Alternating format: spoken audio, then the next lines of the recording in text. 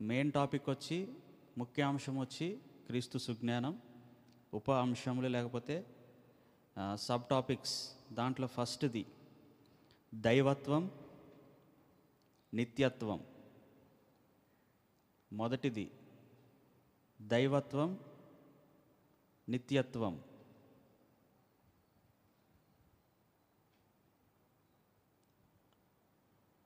రెండవది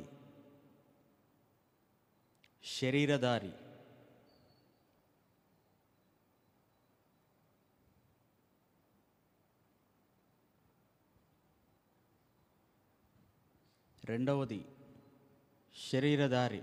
ఒకదాని కింద ఒకటి రాసుకోండి, నెంబర్లు వేసుకొని. 1 2 3 4 5 ABCDE, లేకపోతే రోమన్ నెంబర్స్.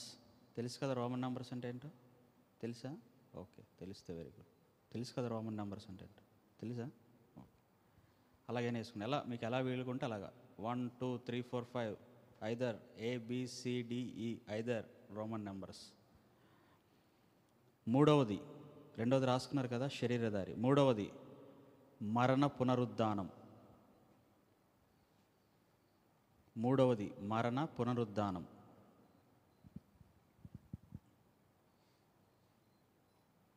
మరణ పునరుద్ధానం.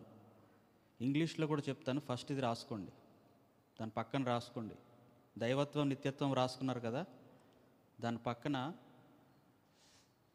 ఇంగ్లీష్లో కూడా రాసుకోండి. ఇలాగ మీకు ప్లేస్ ఉంటుంది కదా, అన్నీ ఒకదాని కింద ఒకటి రాసుకుంటున్నారు కాబట్టి ప్లేస్ ఉంటుంది కాబట్టి పక్కన. ఫస్ట్ది దైవత్వం, నిత్యత్వం ఉంది కదా, ఇంగ్లీష్లో డివినిటీ, DIVINITY,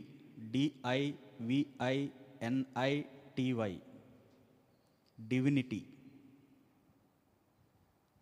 నిత్యత్వం అంటే ఎటర్నిటీ, ETERNITY,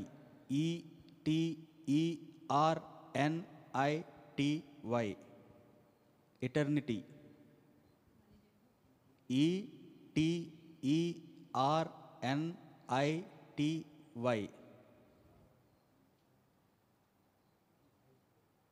శరీరధారి.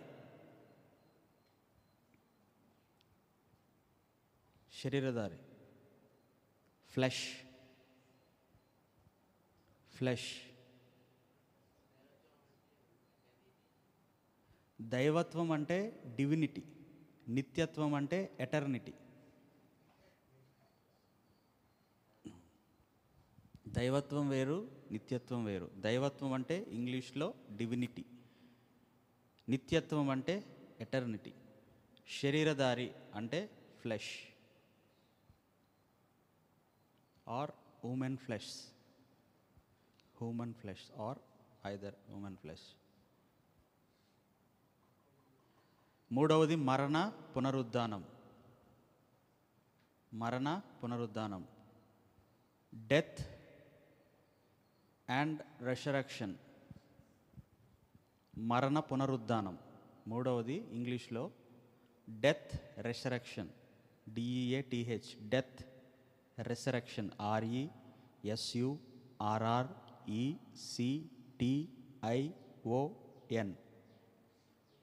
Death and resurrection. నాలుగవది పరిశుద్ధాత్మ.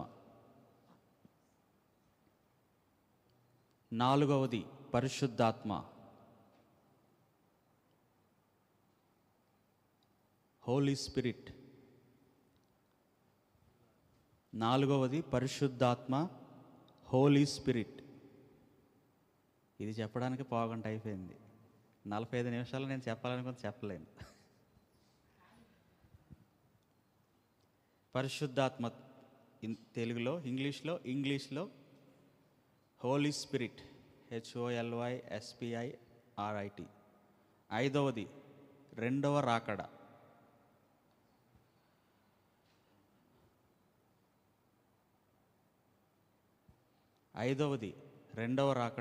తెలుగులో, ఇంగ్లీష్లో సెకండ్ కమ్మింగ్, SECONTCOMING,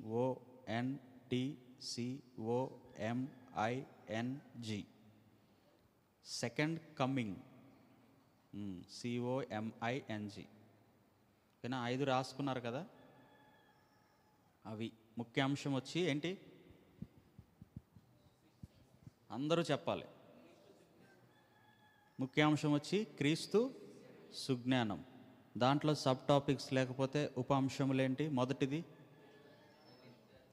దైవత్వం అంటే ఇంగ్లీష్లో, నిత్యత్వం అంటే రెండవది ఇంగ్లీష్లో ఫ్లెష్ ఆర్ హ్యూమన్ ఫ్లెష్. మూడవది మరణ పునరుద్ధానం. మరణ పునరుద్ధానం ఇంగ్లీష్లో డెత్ అండ్ రిసరెక్షన్. ఓకేనా? Death and resurrection. నాలుగవది పరిశుద్ధాత్మ, ఇంగ్లీష్లో హోలీ స్పిరిట్. హోలీ స్పిరిట్. ఐదవది రెండవ రాకడ, ఇంగ్లీష్లో సెకండ్ కమ్మింగ్. కాబట్టి ఇవన్నీ కూడా మీకు ప్రతి సెషన్లో ఉదయం సాయంత్రం 5 సెషన్స్లో మెయిన్ టాపిక్ అడుగుతారు, 5 అంశాలు అడుగుతారు. ఇవన్నీ కూడా మీకు నోటెడ్ అయిపోయి ఉండాలి. చూసి చెప్పడం కాదు, అర్థమైందా? చూసి చెప్పడం కాదు, చూడకుండానే చెప్పగలగాలి. హల్లెలూయా. తర్వాత సంవత్సరం తర్వాత కూడా చూడకుండా ముఖ్యాంశం ఉప అంశములన్నీ కూడా టకా చెప్పాలి. తర్వాత ఇప్పుడు చెప్పిన దాని మీద దేవుని చిత్తం అయితే, దేవుని ఆలోచన అయితే, దేవుని ఉద్దేశం అయితే నెక్స్ట్ ఇయర్ యూత్ క్రిస్మస్లో ఈ అంశాల గురించే యవన పిల్లలు మాట్లాడబోతారు. ఆల్రెడీ మీకు ముందే దీని గురించి వివరణ ఇస్తున్నారు కాబట్టి చెప్పిందే మరలా మీకు చెప్పే అవకాశం. మీరు కష్టపడాల్సిన అవసరం లేదు. కాబట్టి ఇక్కడ మీరు ఎంత శ్రద్ధగా వింటారో, ఎంత శ్రద్ధగా నోట్స్ ప్రిపేర్ చేసుకుంటారో, తర్వాత వచ్చే సంవత్సరం అది మీకు అంత ఉపయోగపడుతుంది. వచ్చే సంవత్సరం మరకు మాత్రమే కాదు, తర్వాత కూడా ఉపయోగపడుతుంది దేవుని చిత్తం అయితే. ఓకే? కాబట్టి ఏం చేయాలి? చాలా జాగ్రత్తగా వీటన్నిటిని కూడా మనసులో ఉంచుకోవాలి. ఇంకొక విషయం చెప్దాం అనుకున్నాను. ఫోన్స్ ఉన్న వాళ్ళందరూ కూడా సైలెంట్లో పెట్టేసుకోండి ముందే. మధ్యలో ఇంకా ఇంటరప్షన్స్ ఏం లేకుండా, డిస్టర్బెన్సెస్ ఏం లేకుండా. వాళ్ళు మర్చిపోయి వచ్చి ఉండొచ్చు. నాది సైలెంట్లో ఉందా? ఓకే. స్విచ్ ఆఫ్ చేస్తారా? ఫోన్స్ వస్తాయి కదా, సైలెంట్లో పెట్టండి. ఫోన్స్ ఉన్న వాళ్ళందరూ కూడా సైలెంట్లో పెట్టుకోండి. వైబ్రేషన్లో కూడా పెట్టుకోవద్దు, ఎందుకంటే వైబ్రేషన్ వచ్చిందంటే ఫోన్ వస్తుంది కదా అనేసి మళ్ళీ మీరు ఇంటరప్ట్ అవుతారు. లేకపోతే మీ కాన్సన్ట్రేషన్ అనేది మారుతుంది. మొదటి అంశం ఏంటి? దైవత్వం. ఫస్ట్ సబ్ టాపిక్లో ఫస్ట్ది, ఫస్ట్ అంశం అంటే ఫస్ట్ ఉప అంశం దైవత్వం, నిత్యత్వం. ఇప్పుడు నెక్స్ట్ పేజ్ తిప్పుకోండి. నెక్స్ట్ పేజ్లో ఫ్రెష్గా బ్యాక్ సైడ్ కాకుండా ఫ్రెష్ పేజ్లో ఇప్పుడు పైన రాసుకోండి దైవత్వం, నిత్యత్వం అని పైన రాసుకోవాలి. పైన అంటే ఆ ఫస్ట్ లైన్లోని కాదు. పైన అంటే ఎక్కడ రాయాలి? హెడ్ లైన్ అంటే అక్కడ రాయాలి, అక్కడ రాయాలి. అదే మరి ప్రతిదానికి 4 ఎలాగంటాం కాదు. ఈసారి 4 కత్తిరించేస్తాం. అలాగంటే కత్తిరి కూడా తెస్తాం ఇది మధ్యాహ్నం నుంచి వెళ్ళి. పైన ఎందుకు ఇచ్చారు? 2 లైన్స్ లేకపోతే అంత స్పేస్ ఎందుకు ఇచ్చారు? టైటిల్ రాసుకోవడానికి. అంటే టైటిల్కి ఆ టైటిల్లో ఇంపార్టెన్స్ తెలియడానికి. దైవత్వం, నిత్యత్వం. చిన్న ప్రార్థన చేసుకుందాం. ప్రేమ నమ్మకము కలిగిన మా తండ్రి, అత్యంత కృపాభరితుడమైన మా యేసయ్య, నీ పరిశుద్ధమైన దివ్యమైన పూజింపదగిన నామముకు వందనములు, స్తోత్రములు చెల్లిస్తూ ఉన్నాం. నీ మహాకృప, నీ వాత్సల్యం మా ఎడల ఎంతో అత్యధికముగా ఉన్నది కనుక గత కాలమంతయు కూడా కాపాడబడి ఈ సంవత్సరంలో, ఈ ఆఖరి దినాల్లో ఈ రీతిగా పరిచర్య యొక్క క్షేమాభివృద్ధి కొరకు, విస్తరణ కొరకు, మా అందరి యొక్క ఆత్మీయ జీవితాల ప్రగతి కొరకు మరొకసారి మేమందరము కూడుకొని నీ మందిర ఆవరణములో ఈ ఉపవాస ప్రార్థన కోడికలను ఏర్పాటు చేసుకోవడానికి మీరు చూపుతున్న కృపకై మీకు వందనములు, స్తోత్రములు యేసయ్య. మరి మొదటి దినమున మొదటి సెషన్లో ప్రభువా తండ్రి నాయన మేమందరము కూడా ఉన్నాం. మమ్మల్ని జ్ఞాపకం చేసుకోండి. మా ప్రాణాత్మ దేహములతో మీకు లొంగిపోతున్నాం, మీ స్వాధీనపరుచుకోండి. ఎక్కడ కూడా శరీరము ఆత్మకు విరోధముగా క్రియ జరిగించకుండానట్లుగా నీ కృప దయచేయండి నాయన. ప్రతి విధమైన ఆటంకాలు తొలగించండి, బలపరచండి. వివేకమును, జ్ఞానమును, నీ ఆత్మ సహాయము ప్రతి ఒక్కరికి అనుగ్రహించబడునుగాక. మేమందరము కూడా నూతన బలమును ధరించుకొందుముగాక. నీ కార్యములు మా జీవితాలలో నీ ఆత్మ సహాయముతో నూతనపరిచి జరిగించి మహిమను తెచ్చుకున్నామని ఈ ఉదయకాలము కొరకు మీరు ఏదైతే అంశమును ప్రభువా తండ్రి ఏర్పాటు చేశారో దానిని మేము నేర్చుకోవడానికి, వినడానికి, ధ్యానించడానికి మీరు సహాయము చేయమని, ఆటంకాలు, ప్రతికూలతలన్నీ తొలగించి నీ పక్షముగా నిలబడుతున్న నన్ను నీ సిలువ చాటును మరుగు చేసి బలపరిచి నీ ఆత్మ సహాయముతో నా నోటికి మీరు తోడయ్యుండి వాడుకొని ప్రతి ఒక్కరూ కూడా ప్రభువా తండ్రి నాయన యేసయ్య గ్రహించుకునేటట్లుగా అర్థమయ్యేట్లా పరిశుద్ధాత్ముడా అందరితో మీరు మాట్లాడమని నజరుడైన యేసుక్రీస్తు పరిశుద్ధ నామములో ప్రార్థించి వేడుకుంటున్నాము తండ్రి. ఆమేన్.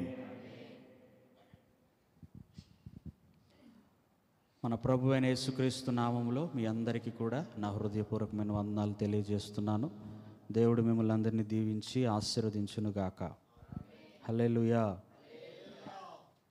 నేను 2 పేజీలు రాసుకొచ్చాను. ఈ 2 పేజీలు గంటలు ఆగొట్టడానికి ప్రయత్నం చేస్తాను.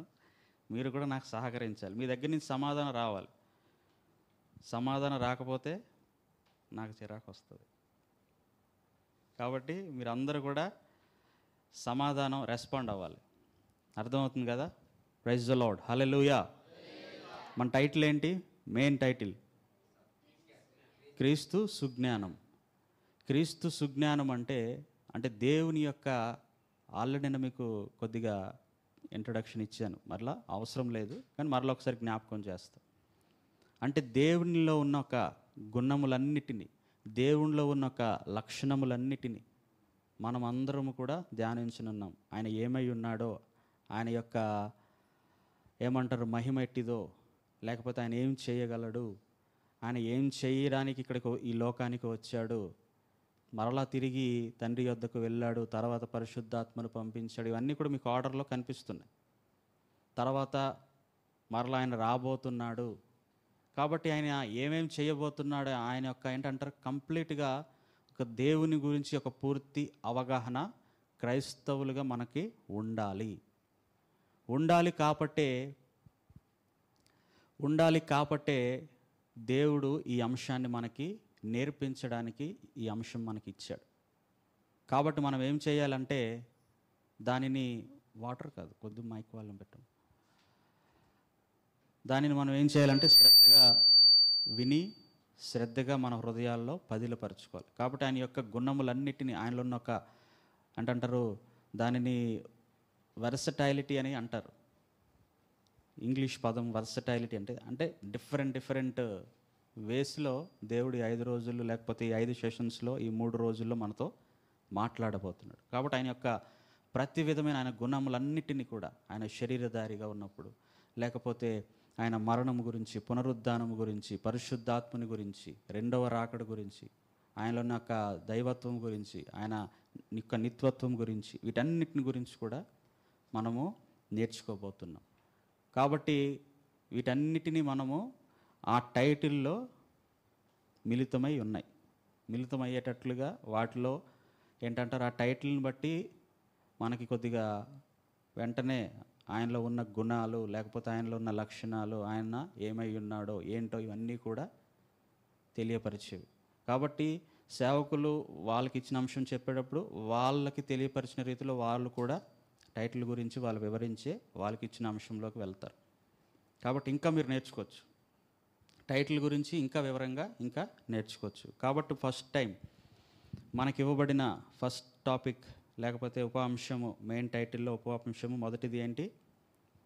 దైవత్వము, నిత్యత్వము. మొదటగా మనము దైవత్వం గురించి నేర్చుకుందాం.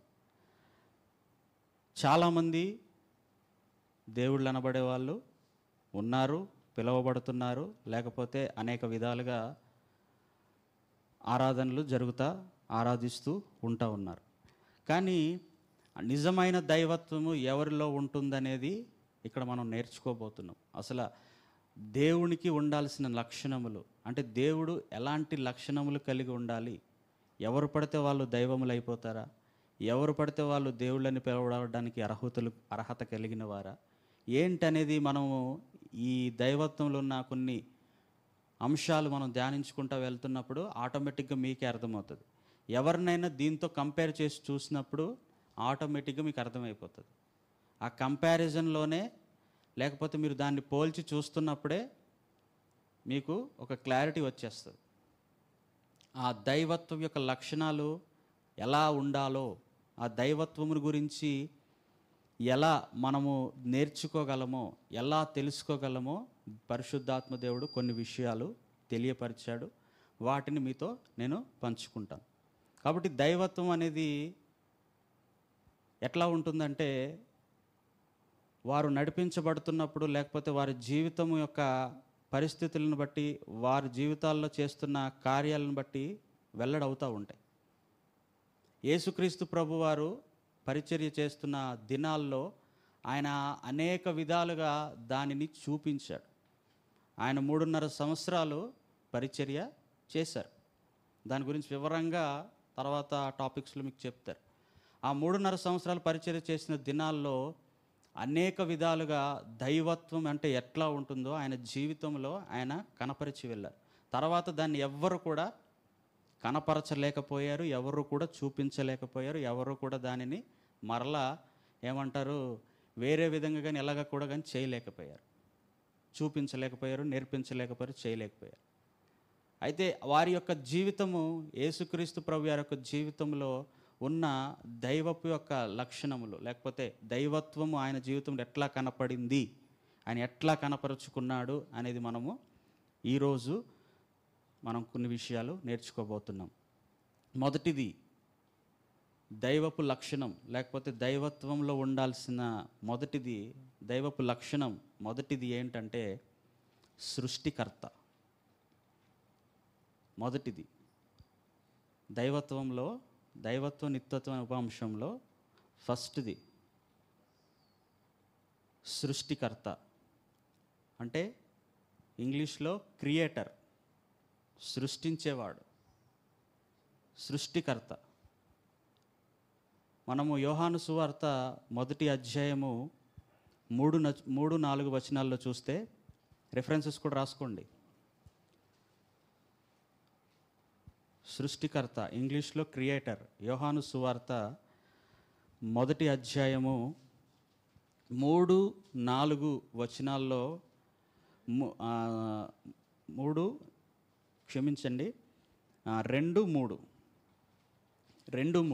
యోహాను సువార్త 1వ అధ్యాయం 2-3. 2 ఆఖరి లైను, తర్వాత 3 స్టార్టింగ్ లైను నేను చదువుతాను. సమస్తమును ఆయన మూలముగా కలిగెను, కలిగి ఉన్నదేదియు ఆయన లేకుండా కలగలేదు. ఎవరు ఆయన అంటే యేసుక్రీస్తు ప్రభుల వారు. మనం పైనుంచి చదువుకుంటూ వస్తే అదంతా వివరించడానికి సమయం లేదు కాబట్టి పైనుంచి మీరు ఆ యోహాను 1వ అధ్యాయం చదువుకుంటే మీకు అంతా కూడా క్లారిటీ వస్తుంది. ఎవరు ఆయన? ఎవరు ఆయన? సృష్టికర్త, క్రియేటర్. యోహాను సువార్తలో మనం ఏమని చదివాం? సమస్తమును కూడా ఆయన మూలముగా కలిగింది. ఎవ్రీథింగ్ సృష్టిలో ఉన్న ప్రతిదీ కూడా ఆయన మూలముగా కలిగింది, కలిగి ఉన్నది ఏది కూడా ఆయన లేకుండా కలగలేదు. అంటే సమస్తం ఆయన మూలముగానే కలిగింది, సమస్తమును చేసిన వాడు ఆయనే. ఇప్పుడు మీరు కంపేర్ చేసుకోండి ఎవరితోనైనా. ఈ మాట యేసుక్రీస్తు ప్రభువు గారి గురించి చెప్పకుండా ఇంకెవరి గురించైనా చెప్పబడిందా అంటే ఎక్కడ కూడా చెప్పబడలేదు. చెప్పబడే సాహసం ఎవరు కూడా చేయలేరు. ప్రపంచ దేశాల్లో ఏ నలుమూలలకు వెళ్ళినా, ఏ పుట్టలోకి వెళ్ళినా, లేకపోతే ఏ చెట్టు మధ్యలోకి, లేకపోతే ఆ అడవుల్లోకి ఎక్కడికి వెళ్ళినా కానీ ఈ మాట యేసుక్రీస్తు ప్రభుల వారికే ఏమవుతుంది? యాప్ట్ అవుతుంది. యాప్ట్ అంటే ఏమంటారు తెలుగులో?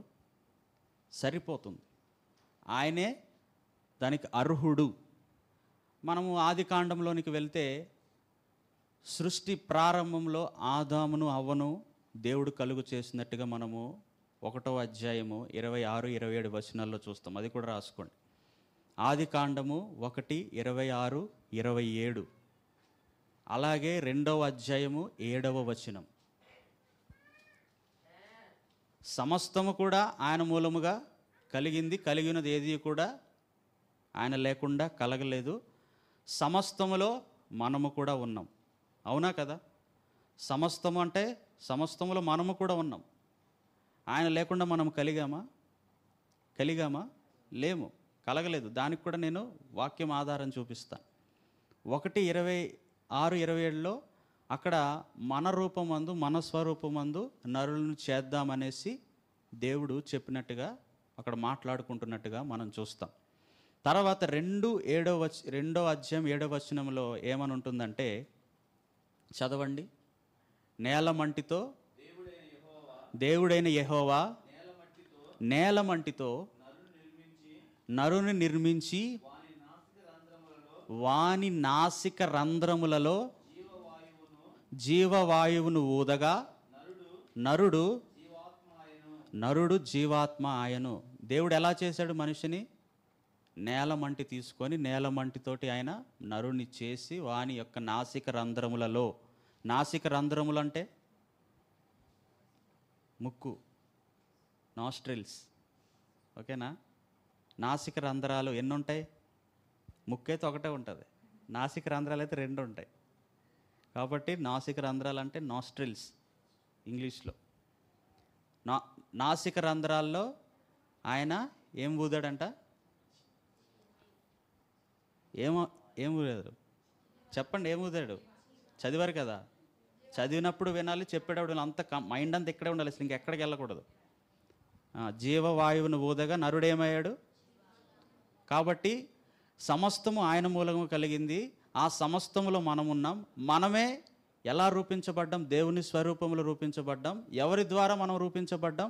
దేవుని ద్వారా రూపించబడ్డాం. అంటే మనల్ని సృష్టించింది ఎవరు? మనం ఆరాధించే సృష్టికర్త. మనల్ని సృష్టించిన వాడు ఎవరు? ప్రభువైన యేసుక్రీస్తు వారు. తర్వాత మనల్ని నిర్మించాడు, ఆయన ద్వారానే మనం నిర్మించబడ్డాము అనేసి ఇంకా వివరణగా మనం చూస్తే కీర్తనకారుడు రాస్తాడు. 139వ కీర్తన 13, 14, 13 నుంచి 16 వరకు. అక్కడ కొన్ని విషయాలు ఉంటాయి. అవన్నీ నేను అక్కడ అన్ని చదవడానికి సమయం లేదు కాబట్టి టకటకా కొన్ని చదివేస్తాను నేను. 139వ కీర్తన 13 నుంచి 16 వరకు. 13 నుంచి 16 వరకు 139 నేను చదువుతున్నాను. నా తల్లి గర్భమందు నన్ను నిర్మించిన వాడవు నీవే. కాబట్టి మనల్ని సృష్టించింది ఎవరు? యేసయ్యే. తర్వాత నా అంతరేంద్రియములను నీవే కలుగు చేసితివి. తర్వాత 14వ వచనంలో నీవు నన్ను కలుగు చేసిన విధము చూడగా భయమును ఆశ్చర్యమును నాకు పుట్టుచున్నవి. 15వ వచనంలో చూస్తే నాకు కలిగిన ఎముకలను నీకు మరుగై ఉండలేదు. అంటే మన శరీరంలో ఉన్న ప్రతి అవయవము లేకపోతే ప్రతి ఎముక గురించి ఎవరికి తెలుసు? డాక్టర్ కంటే, వైద్యుడి కంటే మనల్ని సృష్టించిన ప్రభువైన యేసుక్రీస్తుకి, ఆయనకే తెలుసు. అందుకే చూడండి, మనము హాస్పిటల్కి వెళ్ళామనుకో, అన్నిటికి సంబంధించి ఒకటే చూస్తారా? చూడలేరు.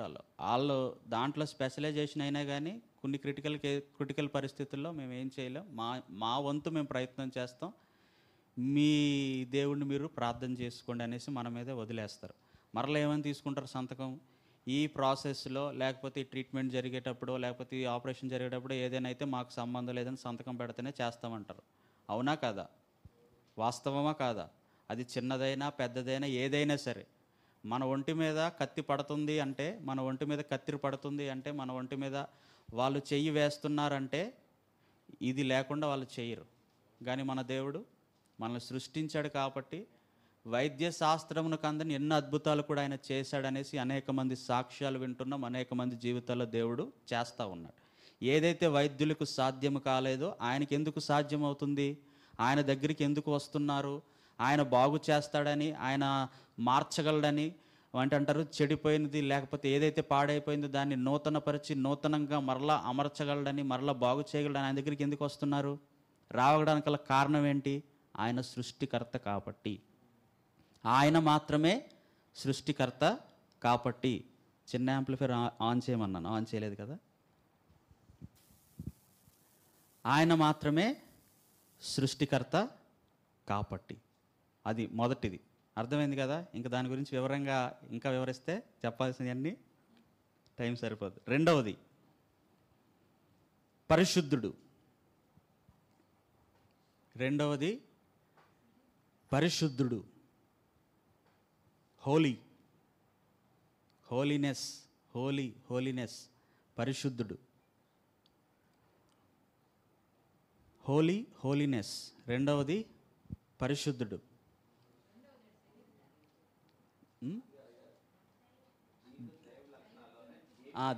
దైవత్వంలోనే రెండోది.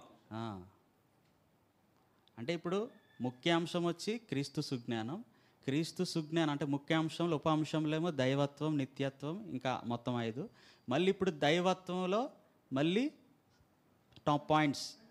రెండో పాయింట్ దైవత్వంలో, రెండో పాయింట్ పరిశుద్ధుడు. ఇంగ్లీష్లో హోలీనెస్. 3 రోజులు అయిపోయిన తర్వాత ఎవరు బాగా నోట్స్ రాస్తారో వాళ్ళకి స్పెషల్ గిఫ్ట్ కూడా ఉంటుంది. స్పెషల్ గిఫ్ట్ అది 3వ రోజు అయిపోయిన తర్వాత ముగింపులో ఇస్తారు. అది ఆశగల ప్రాణాన్ని దేవుడు తృప్తిపరుస్తాడు. మాకు ఆశ లేదంటే దేవుడు తృప్తిపరచడు. ఓకే. రెండవది దైవత్వంలో రెండవది ఏంటి? పరిశుద్ధుడు. యేసుక్రీస్తు ప్రభువారు పరిచర్య చేస్తున్న దినాల్లో వ్యభిచారంతో పట్టబడిన స్త్రీ రాళ్లతో కొట్టబడుతుంటే కరెక్ట్గా యేసుక్రీస్తు దగ్గరికి ఆమె వస్తుంది. వచ్చినప్పుడు ఆయన, వాళ్ళందరూ కూడా రాళ్లతో కొట్టడానికి వచ్చినప్పుడు ఆయన ఏమంటారంటే, మీలో ఎవరిలో పాపం లేదో, మీరు ఎవరు పాపం చేయలేదో, లేకపోతే మీరు ఎవరు పరిశుద్ధంగా ఉన్నారో వాళ్ళు మాత్రమే రాయి వేయండి అని ఆయన అంటారు. అయితే వాళ్ళందరూ ఏం చేస్తారు? రాయిలు వదిలేసి వెళ్ళిపోతారు. ఆ అధ్యాయంలో మనం అలా చదువుకుంటూ వస్తే యోహాను 8:46 ఉంటుంది. 8:46లో 8:46 ఏముంది? చదవండి ఫాస్ట్గా. యోహాను సువార్త 8:46. నాయందు పాపమున్నదని మీలో ఎవడు స్థాపించును. నాలో పాపమున్నదని మీలో ఎవడు స్థాపించగలడు? ఎవడు నిరూపించగలడు? ఎవడికి అంత శక్తి ఉంది? ఇంకా బాగా చెప్పాలంటే ఎవడికి అంత దమ్ము ఉంది? ఇంకా బాగా చెప్పాలంటే ఎవడికి అంత దమ్ము లేదు. ఎన్నో విధాలుగా ఆయన జీవిస్తున్న కాలంలో ఆయన మీద ఎన్నో తప్పులు మోపాలని ప్రయత్నం చేశారు. ఆఖరికి ఆయన సిలువ వేయబడ్డానికి వెళ్ళినప్పుడు కూడా ఈయన ఏం తప్పు చేశాడంటే వాళ్ళు సరైన రీజన్ చెప్పలేకపోయారు. సరైన రీజన్ వాళ్ళు చెప్పారా? చెప్పలేదు. సరైన రీజన్ చెప్పలేకపోయారు. ఏవేవో రీజన్ చెప్పారు. ఆయన 3 రోజుల్లో మందిరాన్ని పడగొట్టండి, కడతానన్నారు. ఆయన దేని గురించి చెప్పారో వాళ్ళు శరీరంతో ఆలోచించారు కానీ ఆత్మానుసారంగా వాళ్ళు ఆలోచించలేదు. ఆత్మానుసారంగా అనేక సందర్భాల్లో ఆయన దాన్ని తెలియపరచడు కానీ దాన్ని గ్రహించుకోలేకపోయారు. ఆయన ఎన్నో విధాలుగా ఆయన మీద తప్పులు మోపాలని చూశారు కానీ, లేకపోతే ఆయన ఏదో విధంగా తప్పు చేశాడని ప్రూవ్ చేయాలనుకున్నారు కానీ ఏ ఒక్కరు కూడా దానిని ప్రూవ్ చేయలేకపోయారు. అందుకే మనము లేవియ కాండంలోకి వెళ్తే అక్కడ 11వ అధ్యాయము 44-45 ఉంటుంది. అలాగే పేతురుడు భక్తుడు కూడా మొదటి పత్రిక రాస్తూ దాంట్లో కూడా ఆయన అక్కడ దీన్నే కోట్ చేస్తారు. దేనిని? ఈ లేవియా కాండంలో ఉన్న 11వ అధ్యాయం 44లో ఉంటుంది. నేను పరిశుద్ధుడను, నేను పరిశుద్ధ దేవుడను. అంటే దేవుడి గురించి, అంటే దేవునిలో ఒక దైవత్వాన్ని అక్కడ ఆయన తెలియపరుస్తున్నట్టుగా మనం చూస్తాం. ఆయన మాత్రమే పరిశుద్ధుడు. మళ్ళీ ఇంకేమంటారంటే, నేను ఏ రీతిగా పరిశుద్ధుడినై ఉన్నానో మీరందరూ కూడా నాలాగా పరిశుద్ధులుగా ఉండాలి. నాలాగా పరిశుద్ధులుగా మీరు మారాలి, మార్పు చెందాలి. ఆయనలో పాపం ఉన్నదని లోకంలో ఉన్నప్పుడు ఎవ్వరు కూడా ఆయన మీద నేరాస్తోపన చేయలేకపోయారు. అలాంటి మాట ఇప్పటి వరకు ఎవరు కూడా చెప్పలేదు. చెప్పినట్టుగా మీ దగ్గర ఏమైనా రుజువులు ఉంటే నా దగ్గరికి కూడా తీసుకురండి, నేను కూడా ఒకసారి పరీక్షిస్తాను. ఈ మాట యోహాను సువార్త 8వ అధ్యాయంలో ఉన్న 46వ వచనంలో ఉన్న మాట ప్రపంచంలో ఎవరూ చెప్పలేదు. ఈ అంశాన్ని కూడా మీరు, లేకపోతే ఈ పాయింట్ను కూడా ఎవరితోనైనా కంపేర్ చేసి మీరు చూసుకోవచ్చు. ఆయన పరిశుద్ధుడు, నేను పరిశుద్ధ దేవుడను, నేను పరిశుద్ధుడను అని ఆయన చెప్పడం, సాక్ష్యం ఇవ్వడం జరుగుతుంది. మనలో ఎవరైనా మనం చెప్పగలమా మనం పరిశుద్ధులమని, మనలో ఏ తప్పు లేదని మనం చెప్పగలమా? ఎవ్వరు చెప్పలేరు.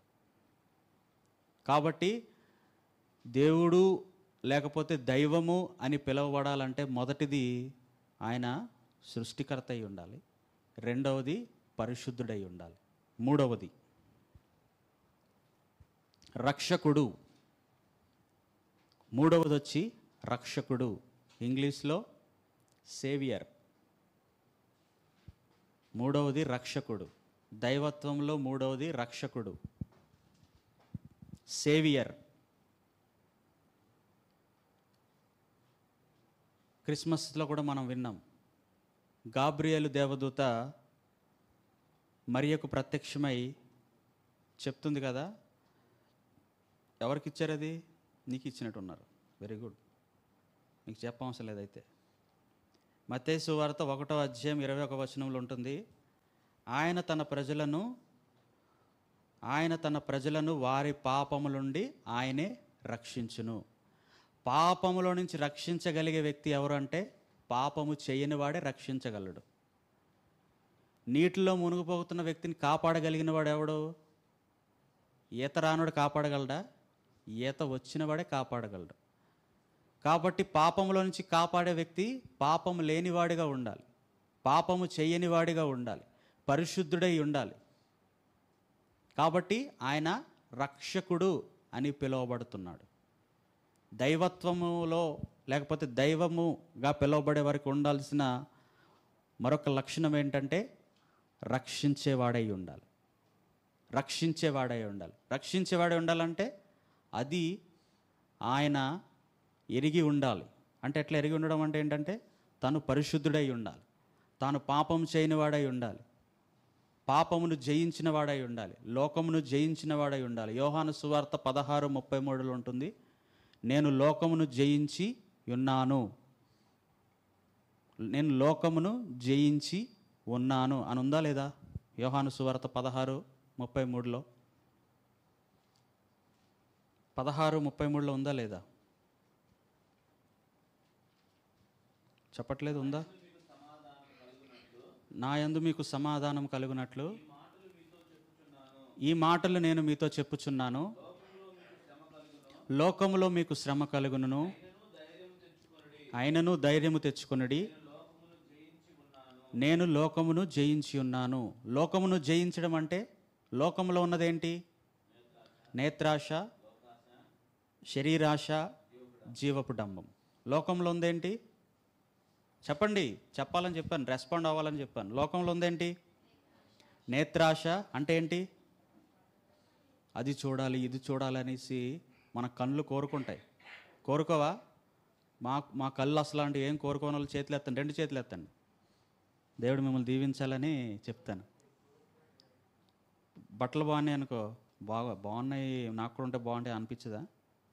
ఇప్పుడు మన సహోదరుడు అనుకోండి, ఐఫోన్ చూసాడు అనుకో, నాకు కూడా ఐఫోన్ ఉంటే బాగుండదు అనుకుంటాడు. నేత్రాశ మాట అది. మరి శరీరాశ అంటే? శరీరాశ అంటే ఏంటి? తిండి అవ్వచ్చు, లేకపోతే అందంగా ఉండాలని, స్టైల్గా ఉండాలని, మంచిగా కనపడాలనేసి, సెంటు కొట్టుకోవాలనేసి, నా శరీరానికి ఇదైతే బాగుంటుంది, అదైతే బాగుంటుంది, శరీరాశ. ఇంకా లోతుగా వెళ్తే ఇంకా చాలా విషయాలు చెప్పొచ్చు. జీవపు డంబం అంటే? జీవపు డంబం అంటే జీవపు డంబం అంటే ఒక గర్వించే, నాకేంటి, ఒక అహంకారం, నేనెందుకు తగ్గాలి, లేకపోతే ఇంకోటి మాట. వీటన్నిటినీ జయించిన వాడై ఉండాలి. అంటే లోకంలో ఇదంతా కూడా లోకంలో ఉన్నది ఏది కూడా ఆయన లేకుండా కలగలేదు. కానీ ఈ శరీరంకి సంబంధించినవన్నీ కూడా ఆయన ద్వారా కలిగినవి కాదు. ఆయన ద్వారా కలిగినవి కానే కాదు. జయించేవారు ఏమై ఉంటారో కూడా దేవుని వాక్యంలో మనం చూస్తాం. జయించేవాడిని నా తండ్రికి సింహాసనం మీద కూర్చుండబెడతాను, వాడు జీవవృక్షం ఫలములు తిననిస్తాను, అవన్నీ కూడా ఉంటాయి. అది వేరే విషయం. కాబట్టి రక్షకుడు అనే వ్యక్తికి ఉండాల్సింది ఏంటంటే రక్షించే స్వభావం. అంటే పాపమును జయించిన వాడై ఉండాలి. నేత్రాశను, శరీరాశను, జీవపు డంబమును పాపము చేయని వాడై ఉండి ఆ పాపం మీద జయము పొందిన వాడై ఉన్న వ్యక్తే రక్షించగలడు. ఈ లోకంలో ఆయనతో ఎవరు కూడా ఈ విషయంలో కూడా సాటి రారు. రక్షించగలిగిన వాడు ఆయన ఒక్కడే. ఒకసారి సాక్ష్యం కూడా ఎవరో చెప్పారు, వాళ్ళ పేర్లు నాకు గుర్తులేదు, కానీ వాళ్ళు ఒక పడవలో ప్రయాణం అయితే వెళ్తూ ఉంటుంటే, అంటే గుర్తుంది మరి ఎందుకు వాళ్ళ పేరు చెప్పడం, కానీ వాళ్ళ పడవలో వెళ్తూ ఉంటుంటే వాళ్ళు కొద్ది దూరం వెళ్ళిన తర్వాత మునిగిపోయారంట. మునిగిపోయిన తర్వాత వాళ్ళు అప్పటికీ ఒక వ్యక్తి అనేసి వాళ్ళు అనుకోలేదు. అంటే ఒక వ్యక్తి అని అనుకోలేదు, కానీ లేకపోతే దేవుడా నన్ను రక్షించన్నప్పుడు ఒక ప్రకాశమైన వెలుగు, లేకపోతే ఒక ఏదో హస్తము చాపబడి వాళ్ళని ఆ పరిస్థితుల్లోంచి లేవనెత్తి, మునిగిపోతుంటే లేవనెత్తి మరలా పడవ మీద పెట్టారంట. ఎందుకు దైవ సేవకులు ఒకళ్ళు చెప్పారు, ఆయన ఏంటంటారు, ఆయన సేవలు ఎదురైన పరిస్థితులను బట్టి తట్టుకోలేక ఒక రిజర్వాయర్లో దూకడానికి వెళ్ళిపోతే 2 సార్లు దూకితే 2 సార్లు కూడా ఎవ్వరూ లేరంట అక్కడ. కట్టిక చీకటి, ఒక రాత్రి వేళ 2 సార్లు దూకితే ఎవరో ఆయనని తీసి మరలా గొట్టు మీద పెట్టేవారంట. 3వసారి ప్రశాంతంగా కూడా చనిపోవట్లేదంటే అప్పుడు ఒక వెలుగు ఆయన ముందు ప్రత్యక్షమయ్యేసరికి ఆ వెలుగును ఆయన చూడలేకపోయారంట. అలా ఎవరైనా రక్షించారా? ఎవరైనా అలా చెప్పారా? యేసుక్రీస్తు గురించే సాక్ష్యం ఇవ్వగలరు. ఆయనే రక్షకుడు కాబట్టి, రక్షించగలిగిన వాడు ఆయనే కాబట్టి. 4వది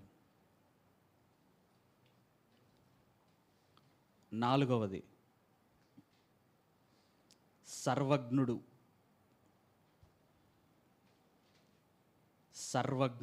4వది కొద్దిగా సర్వజ్ఞుడు అంటే ఇంకా అది ఎక్స్ట్రాడినరీ నేము.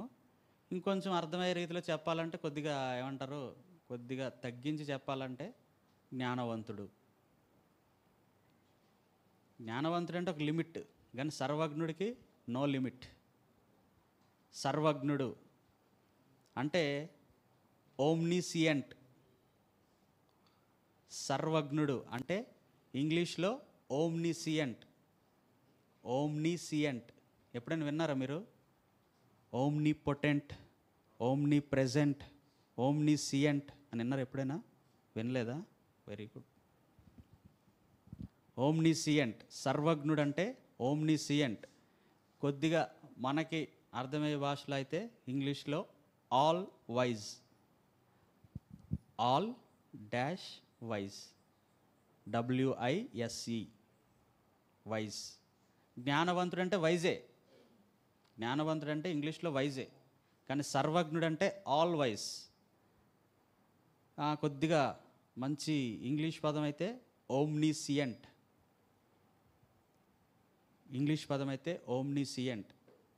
ఇంకో 2 పదాలు ఉన్నాయి, అవి కూడా లాస్ట్లో చెప్తాలే. ఓమ్నిపొటెంట్, ఓమ్ని ప్రెజెంట్. అంటే దేవుని యొక్క లక్షణములు మాట ఇవి. ఏంటి ఇప్పుడు 4వది ఏంటి?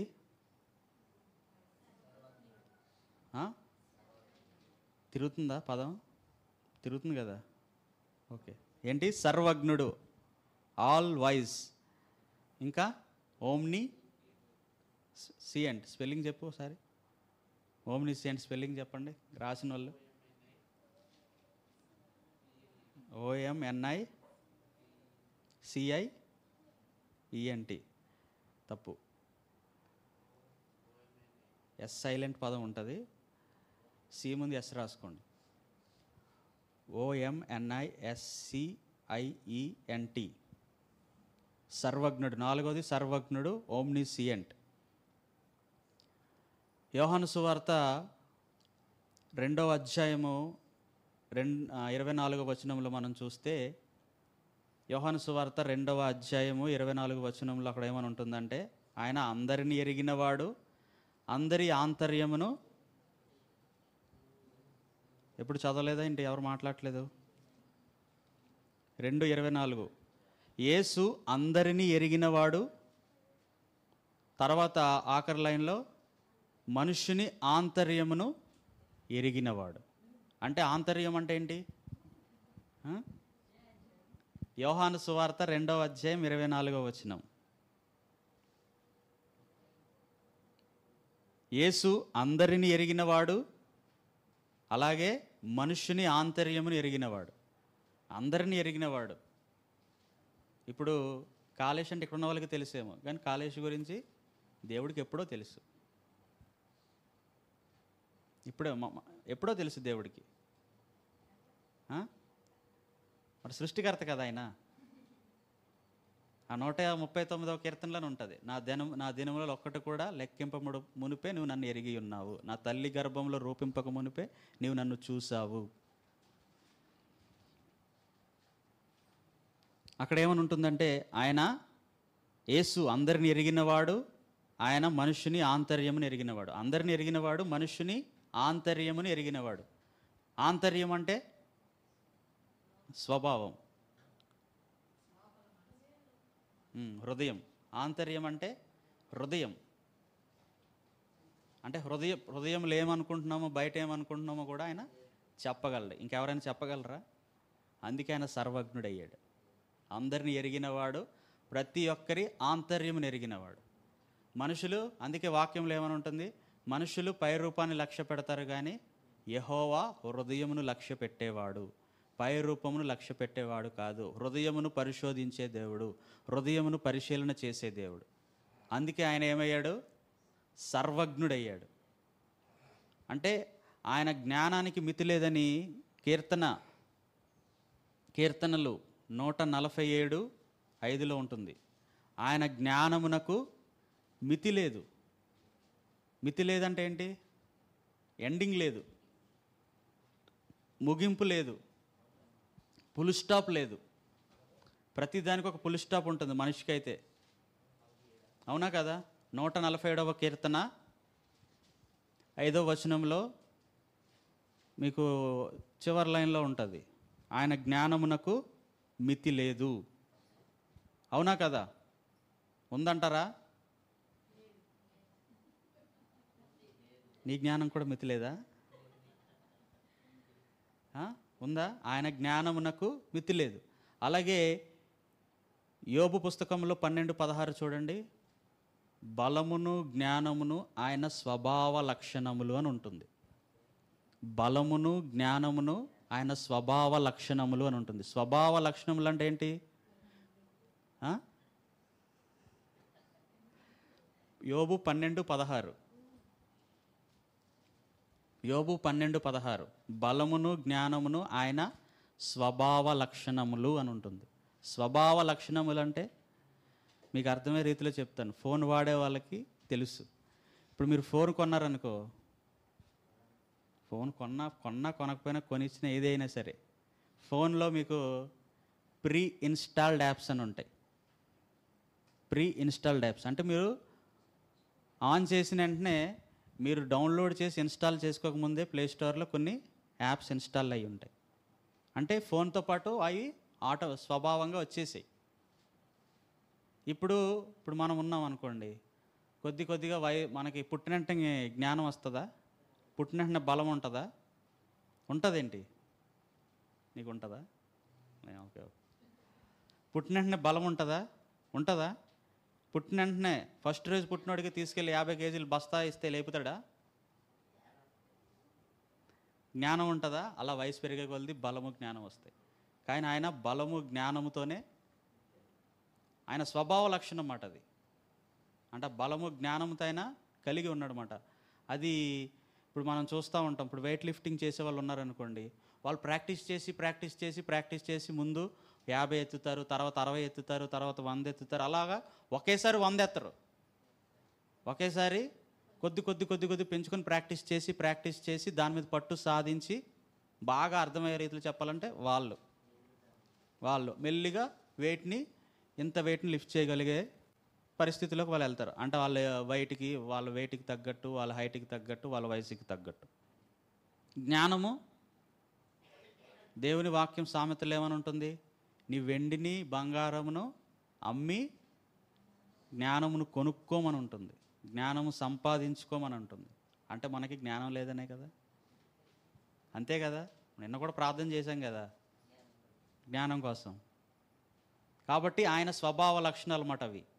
అందుకే ఆయన సర్వజ్ఞుడయ్యాడు, అందరిని ఎరిగినవాడయ్యాడు, ప్రతి ఒక్కరి ఆంతర్యమును తెలుసుకున్నవాడు అయ్యాడు.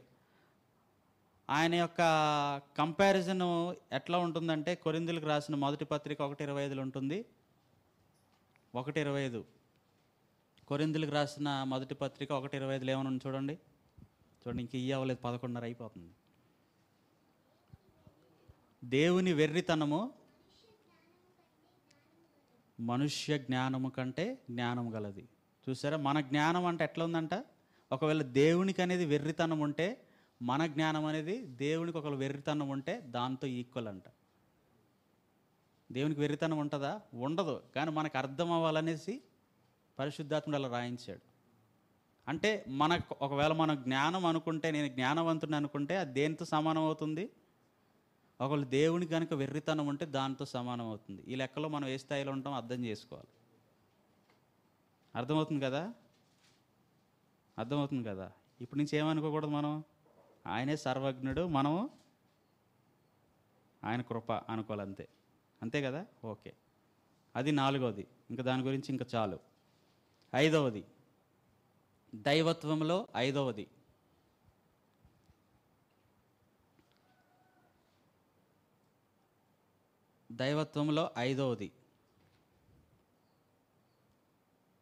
సావరీన్, లేకపోతే తెలుగులో సార్వభౌముడు. తెలుగులో 5వది సార్వభౌముడు, ఇంగ్లీష్లో సోవరీన్, SOVEREIGN.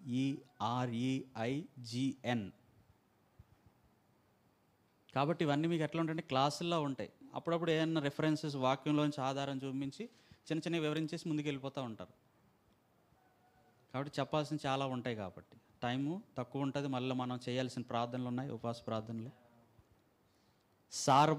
సార్వభౌముడు, ఇంగ్లీష్లో సోవరీన్.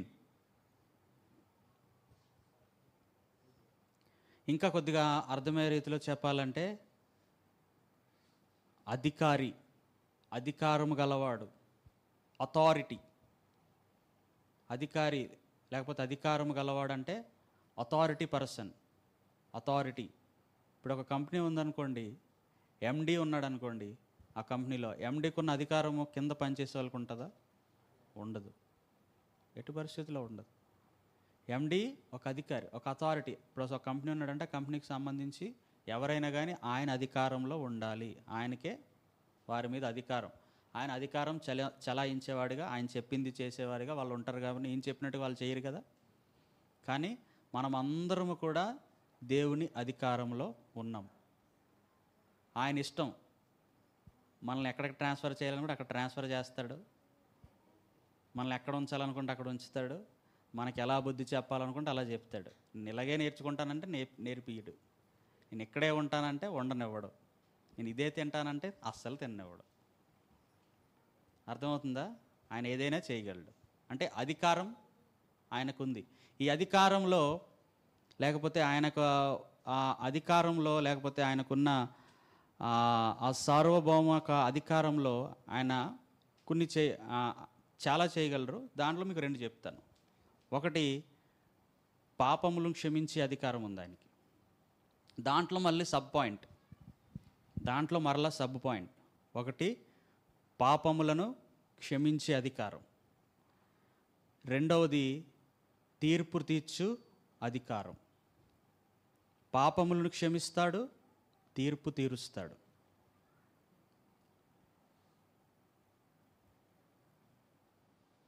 అంటే ఆయన గొప్పతనం అన్నమాట. ఆయన ఏదైనా చేయగలడు.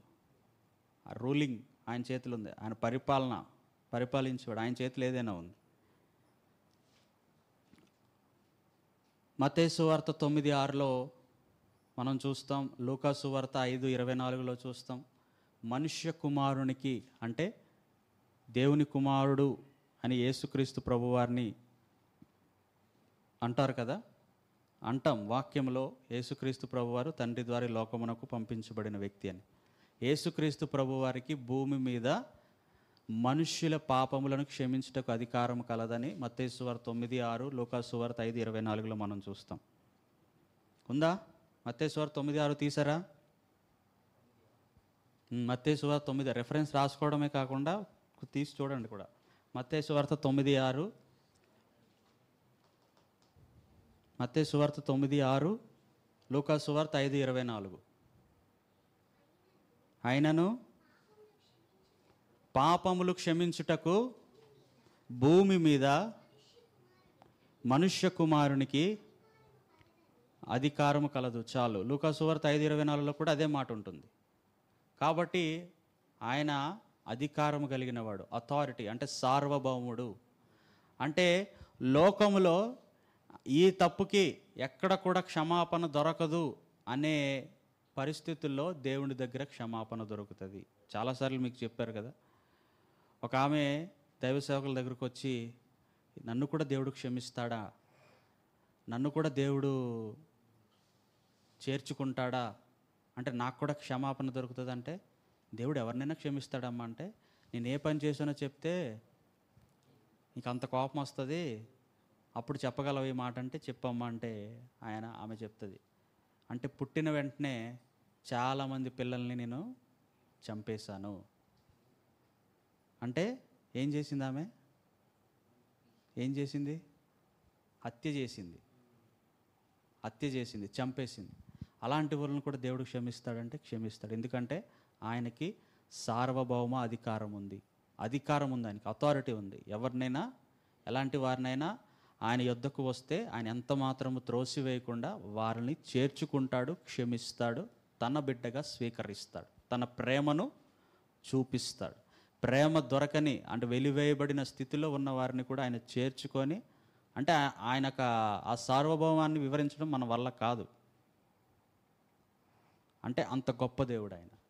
దీన్ని కూడా మీరు పోల్చి చూసుకోండి, ఇలా ఎవరు కూడా లేరు లోకములో కానీ ఎక్కడ కానీ. ఎవరితో కూడా దైవములని పిలువబడుతున్న వారిని కానీ ఇంకెవరినైనా పిలువబడుతున్న దేవుళ్ళని పిలువబడుతున్న వారిలో ఈ అధికారం ఎవరికి లేదు, లేదు, లేదు, ఉండదు కూడా. తర్వాత ఇంకొక పాయింట్ ఏంటంటే తీర్పు తీర్చు అధికారం అని చెప్పాను కదా. యోహాను సువార్త 5:26, 27లో ఉంటుంది చూడండి. యోహాను సువార్త 5:26, 27లో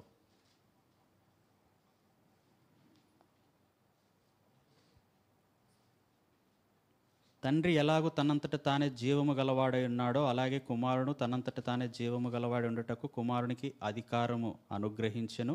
మరియు ఆయన మనుష్య కుమారుడు గనుక తీర్పు తీర్చుటకు అధికారము అనుగ్రహించెను. తీర్పు తీర్చే అధికారం కూడా ఆయనకుంది. కాబట్టి ఒక రోజున మనం అందరము కూడా ధవల సింహాసనమందు మనము నిలబడబోతున్నాం. మనం అందరం లెక్క చెప్పవలసి ఉంది. తీర్పు దేవుడు తీరుస్తాడు. కాబట్టి మనము గొర్రెలమా మేకలమా, ఒకవేళ గొర్రెల మందలో ఉన్నామా మేకల మందలో ఉన్నామా, గొర్రెలేమో పరలోకంకి వెళ్తాయి. తీర్పు అనేది ఉంటుంది. అర్థమవుతుంది కదా. ఆయన తీర్పు తీర్చే అధికారం ఉంది. మన పుస్తకం తెరవబడుతుంది. అప్పుడు ఆయన తీర్పు తీర్చి మనం పరలోకంలోకి వెళ్ళాలో నరకంలోకి వెళ్ళాలో ఆయన తీర్పు తీరుస్తాడు. తర్వాత ఇందాక మీకు చెప్పాను కదా, ఇవి ఇందాక ఓమ్నిసియంట్ అని చెప్పాను కదా, 3 పదాలు ఉంటాయి. దేవుని యొక్క లక్షణములు తెలపడానికి 3 పదాలు ఉంటాయి. దాంట్లో ఇంకొక 2 పదాలు ఏంటంటే, ఒకటి omni present, omni potent. Omni ఇది 6వ పాయింట్గా రాసుకోండి. Omni present.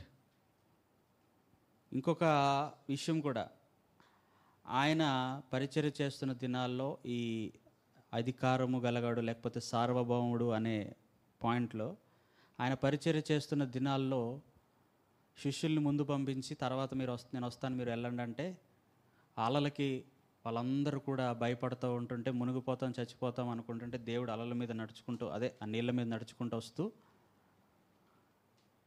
ఆయన చేసిన కార్యము అక్కడ మనం చూస్తాం. ఇంకొకటి, ఈ సందర్భం వేరు నేను చెప్పింది. ఇంకొక సందర్భంలో వాళ్ళతో పాటు ప్రయాణం చేస్తూ ఉన్నప్పుడు అలలు రేగినప్పుడు ఆయన లేచి అలలను గద్దించినప్పుడు అలలన్నీ కూడా నిమ్మలమైనట్టు అణిగిపోయినట్టు చూస్తాం. అంటే ఆయనకి అన్నీ లోబడతాయి.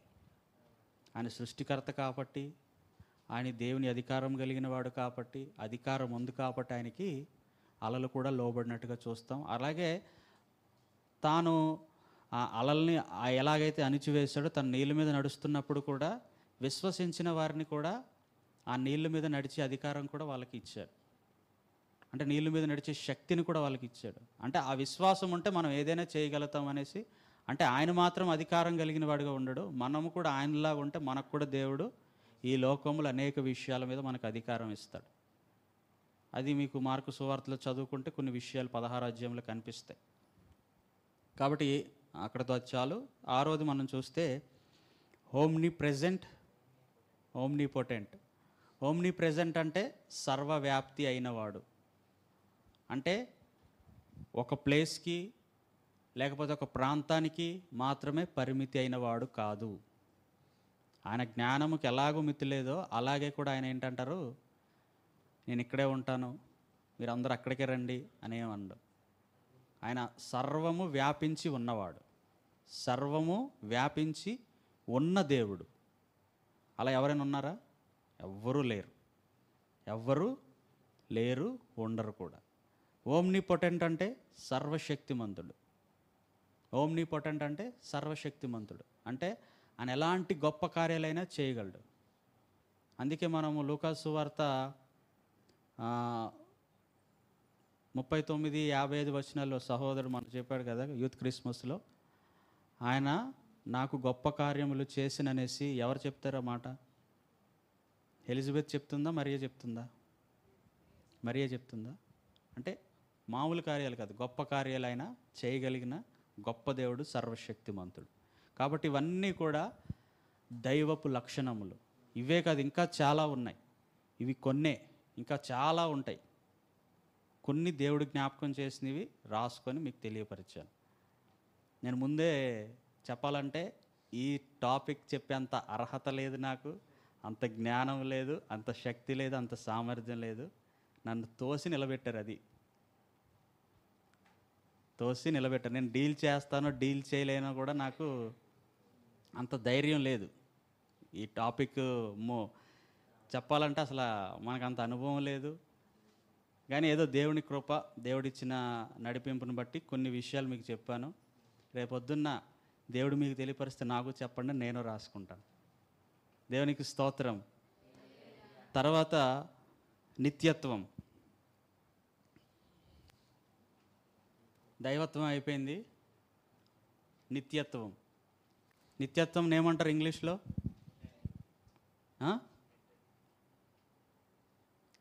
ఎటర్నిటీ. చెప్పు. ఇటర్నిటీ. ఏమంటారు నిత్యత్వం అంటే? అంటే ఆయన నిత్యము ఉన్న దేవుడు.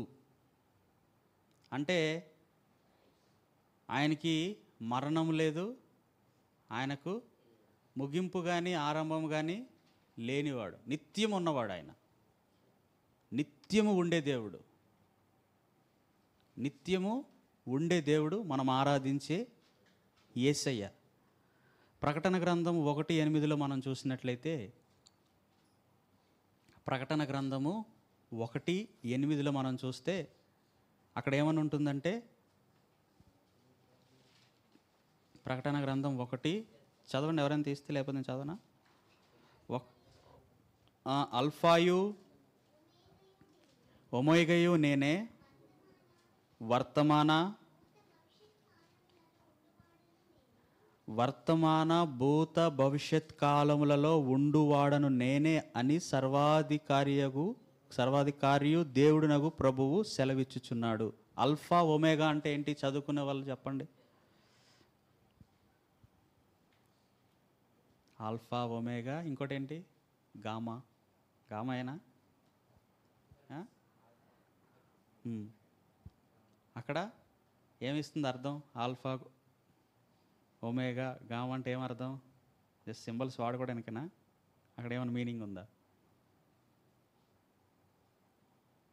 ఇక్కడైతే ఆది అంతము నేనే. ఆల్ఫా అంటే ఆది, ఒమేగా అంటే అంతము. ఆది అంతం. ఫుట్ నోట్లో చూడండి, ఐదో అక్కడ ఆల్ఫా ఒమేగా నేనంటే 5లో ఏముంది? ఆదియు అంతము నేనే. అంటే నేను నిత్యము ఉన్నవాడను. ఆదిలో ఉన్నాను, అంతం వరకు కూడా ఉంటాను. ఆది నుంచి ఉన్నాను, అంతము వరకు కూడా. అంతం ఇంకా ఏదన్నా ఎండింగ్ ఉందంటే ఆయనతోనే ఎండ్ అవ్వాలి. ఏదైనా స్టార్టింగ్ ఉందంటే అర్థమయ్యేలా చెప్పాలంటే ఆయనతోనే ప్రారంభం అవ్వాలి. ఏదైనా ఆయనతోనే ముగింపు అవ్వాలి. మధ్యలో వాళ్ళందరూ కూడా ఎవరో యాక్టర్స్. మధ్యలో ఉన్న వాళ్ళందరూ ఎవరు? వాళ్ళకి ఇచ్చిన క్యారెక్టర్స్ వాళ్ళు పోషించేసి వెళ్ళిపోతారు అంతే. అవన్నీ పాత్రలు అంతే. కానీ సూత్రధారి ఆయన, సర్వలోక చక్రవర్తి జగన్నాథ సూత్రధారి ఆయన. ఇంకెవరికి కూడా ఆ పేరు కానీ దానిలో ఉన్నది ఏదైనా కానీ ఎవరికి కూడా వర్తించదు. ఆది అంతము నేనే. ప్రకటన 1:18 ఏమనుంది చూడండి. నేను మొదటి వాడను, కడపటి వాడను, జీవించువాడను, మృతుడనైతిని కానీ ఇదిగో యుగయుగములు సజీవుడనై ఉన్నాను. మొదటివాడని నేనే, కడపటి వాడని నేనే, మృతుడనైతిని కానీ యుగయుగములు సజీవుడనై ఉన్నాను. అంటే నేను జీవించి ఉన్న దేవుడను, నేను నిత్యము ఉన్న దేవుడను, నేను బ్రతికి ఉన్న దేవుడనను. చచ్చిపోయిన దేవుణ్ణి కాదు, చూడకుండా ఉండే దేవుణ్ణి కాదు, చేతులు చాచి ఆదుకోకుండా ఉండే దేవుణ్ణి కాదు, కాళ్ళుండి నడవలేని వాణ్ణి కాదు, నోరుండి మాట్లాడలేని వాణ్ణి కాదు, స్పందించలేని వాణ్ణి కాదు. ఆయన మొదటివాడు, కడపటివాడు, సజీవుడు, యుగయుగములు సజీవుడు, యుగయుగములు జీవించుచున్న దేవుడు, మనం ఆరాధిస్తున్న యేసయ్య. కాబట్టి ఆయన నిత్యము ఉన్నవాడు, ఆయనలోనే నిత్యత్వం ఉంది. ఆయనే నిత్యమైన దేవుడు, నిత్యత్వము కలిగిన వాడు. కాబట్టి ఆయన యందు విశ్వాసం ఉంచి వారందరూ కూడా ఆ నిత్యత్వంలోనికి వెళ్తారు. ఆయన ఎలాగ జీవిస్తున్నాడో, మొదట సృష్టి ప్రారంభంలో ఆదాము హవ్వను దేవుడు చేసినప్పుడు వాళ్ళతో సహవాసం చేయాలని, వాళ్ళతో కలిసి జీవించాలని దేవుడు ఇష్టపడి వాళ్ళని తన రూపంలో చేసుకున్నాడు. అయితే వాళ్ళు ఏం చేశారు? దేవుడు ఆజ్ఞను అతిక్రమించడాన్ని బట్టి దాన్ని కోల్పోయారు. ఏదైతే వాళ్ళు కోల్పోయారో దేవుడు దాన్ని నెరవేర్చడానికి ఈ లోకానికి వచ్చి ఆయన చనిపోయి మరలా తిరిగి లేచి తండ్రి వద్దకు వెళ్ళిపోయాడు. తండ్రి వద్దకు వెళ్ళిపోయి అక్కడ మన కొరకు నివాసములు సిద్ధపరుస్తున్నాడు. కాబట్టి ఇక్కడ మనం ఏం చేయాలి? దేవుని కొరకు ఎంత భారం కలిగి జీవిస్తే అక్కడ అంత డూప్లెక్స్ ఇల్లు ఉంటుంది. నిజం. ఇక్కడ వీధులు ఎలా ఉన్నాయి? ఎలా ఉన్నాయి? బురదలు, గోతులు, కొన్ని చోట్ల రోడ్డు ఉండవు, ఏముండవు. కానీ అక్కడ వీధులు ఎలా ఉంటాయి తెలుసా? బంగారపు వీధులు. ఇక్కడ బంగారం మనం నెత్తి మీద పెట్టుకుంటాం, అక్కడ మన కాళ్ళ కింద ఉంటుంది. నిజం. జోక్ అనుకుంటున్నారా? చూడండి, ప్రకటన గ్రంథంలో చూడండి. ప్రకటన గ్రంథంలో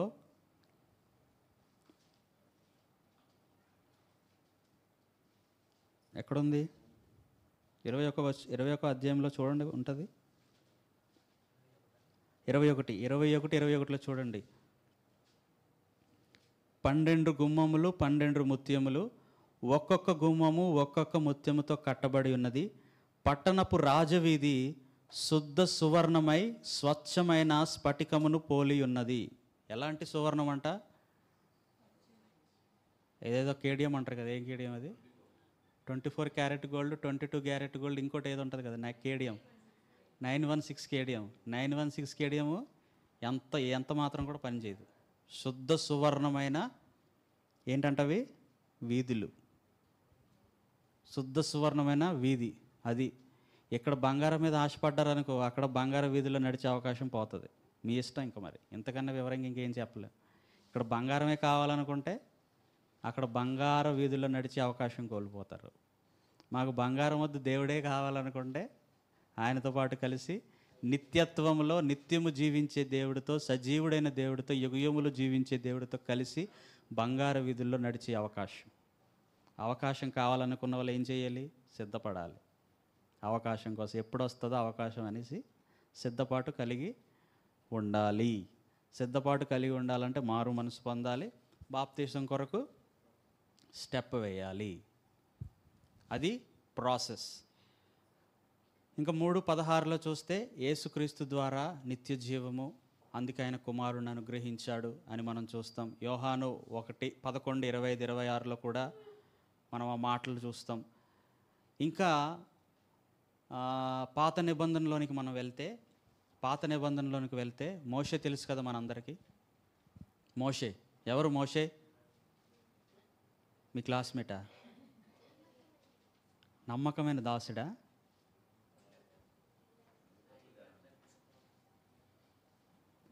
మోషే ఎవరు? మీ ఇల్లంట్లన్నా దేవుని ఇల్లంతటిలో నమ్మకమైన వాడు మోషే. మోషే వంశావళి ఏది చెప్పండి? మోషే వంశావళి లేవి వంశావళి నుంచి మోషే అన్నెవరు? అక్క అన్న కాళేశా?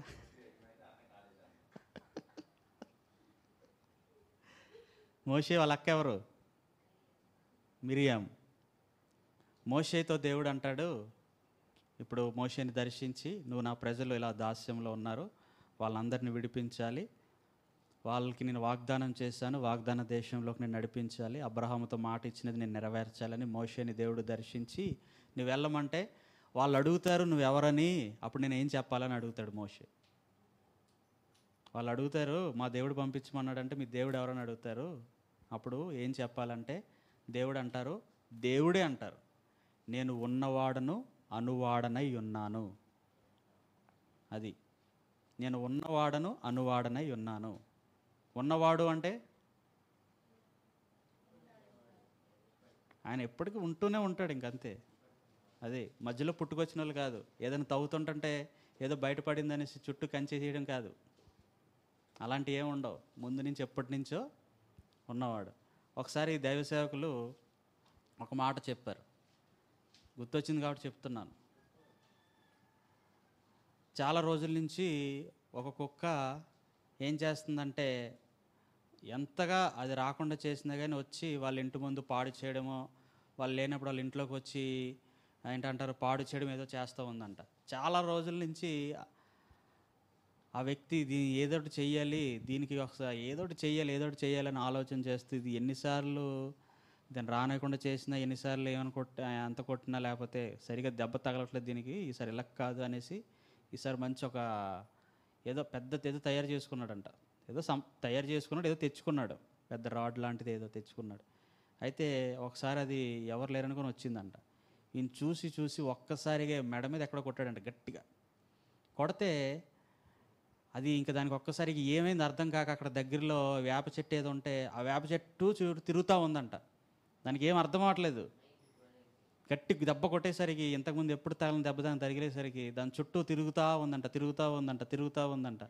తిరుగుతూ ఉంటుంటే జనం ఇంకేం చేస్తుంటారు, వెళ్తుంటారు కదా రోడ్డు పక్కన అనుకుంటుంది, తిరుగుతూ చేస్తుంటే అరే రే రే రే కుక్క చూసావా చెట్టు చుట్టూ తిరుగుతుంది, ఇక్కడ ఏదో ఉందనేసి అందరు కలిసి అక్కడ ఏదో చేశారంట. అలా ఉంటుంది అన్నమాట. అది కుక్క తిరిగితే లేకపోతే ఇంకోటి తిరిగితే జరిగేది కాదు, వచ్చేది కాదు, లేచేది కాదు. మనం ఆరాధించే దేవుడు ఉన్నవాడు అనువాడు, అల్ఫా ఒమేగా, యుగయుగములు సజీవుడైన దేవుడు. ఆయన మాత్రమే దానికి అర్హుడు. నిత్యత్వము కలిగిన దేవుడు, నిత్యము జీవించే దేవుడు. అలాంటి దేవుడిని ఆరాధిస్తున్న మనము కూడా ఆ నిత్యత్వములో ఉండాలంటే ఆయనను అనుసరించి ఆయన మార్గాల్లో నడుస్తూ ఆ నిత్యత్వమును మనము సంపాదించుకునే వారిగా మనము ఉండాలి. అలా మనం ఉన్నప్పుడు మనం ఏంటంటే ఆయనతో పాటు కలిసి ఆ సువర్ణ వీధుల్లో మనము నడుస్తాం. ఆ సువర్ణ వీధుల్లో మనం ఆయనతో పాటు కలిసి నడుస్తూ ఏంటంటారు, ఆకలి లేని రాజ్యం అంట, ఇంకా అందమైన రాజ్యం అంట. మరి అలాంటి రాజ్యంలోకి మరి వెళ్ళాలంటే మరి ఇక్కడ మనం దేవునికి ఎంత ఇష్టంగా జీవిస్తే అలాంటి రాజ్యం వస్తుందో మీరు ఆలోచన చేయాలి. ఇష్టమైన వారికే, లేకపోతే దేవుడు ఇష్టపడిన వారికే అవన్నీ, అంటే దేవుడు మెప్పించిన వారికే. లేదనుకోండి ఎవ్వరు కూడా ఏమీ చేయలేరు. అందుకే యేసుక్రీస్తు ప్రభువారు పరిచర్య చేస్తున్న దినాల్లో మేము అబ్రహాం సంతానం, మేము మోషే శిష్యులం అంటే ఆయన తాను నిత్యం ఉన్న దేవుడు, అంటే ఆది అంతము నేనే, అంటే అందరినీ అందరినీ ఎరిగిన వాడిని నేనే అని ఆయన చెప్పుకుంటూ ఆయన అక్కడ ఏమని చెప్తారంటే 8వ అధ్యాయం 56 నుంచి 57లో మనం చూస్తే తన గురించి తానే సాక్ష్యం ఇచ్చుకుంటున్నట్టుగా మనం చూస్తాం. మీ తండ్రి అయిన అబ్రహాము నా దినము చూతునని మిగులు ఆనందించెను, అది చూచి సంతోషించెను అనెను. అందుకు యూదులు, నీకింకను 50 సంవత్సరములైనా లేవే, నీవు అబ్రహామును చూచితివా అని ఆయనతో చెప్పగా, యేసు, అబ్రహాము పుట్టక మునిపే నేను ఉన్నానని మీతో నిశ్చయముగా చెప్పుచున్నానెను. అబ్రహాము పుట్టక మునిపే ఉన్నాననేసి ఆయన అక్కడ సాక్ష్యం ఇస్తున్నట్టుగా, అక్కడ ఉన్న వారిని అడుగుతున్నప్పుడు ఆయన సాక్ష్యం ఇస్తున్నట్టుగా మనం చూస్తాం. అబ్రహాము దగ్గర నుంచి యేసుక్రీస్తుకి మధ్యలో ఎన్ని తరాలు ఉన్నాయి?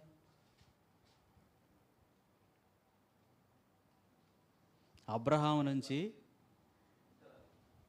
వంశావళి ఉంటుంది కదా, లోకా సువార్తలు ఉండదా వంశావళి? మత్తయి సువార్త 1వ అధ్యాయంలో ఉంటుంది, లోకా సువార్తలు ఉంటుంది.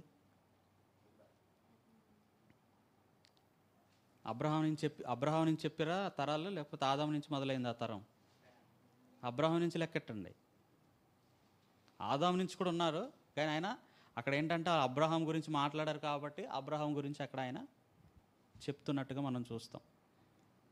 నీకు ఇంకా 50 సంవత్సరాలు కూడా లేవే, నువ్వు అబ్రహాంను చూసావా, నీకు అబ్రహాం తెలుసు అంటే, అబ్రహాము పుట్టక మునిపే నేను ఉన్నాను అంటే నేను నిత్యము ఉన్న దేవుడును, నిత్యము జీవించే దేవుడును, యుగయుగాలు సజీవుడనై ఉన్న దేవుడునను. ఎన్ని తరాలు ఉంది అబ్రహాం నుంచి?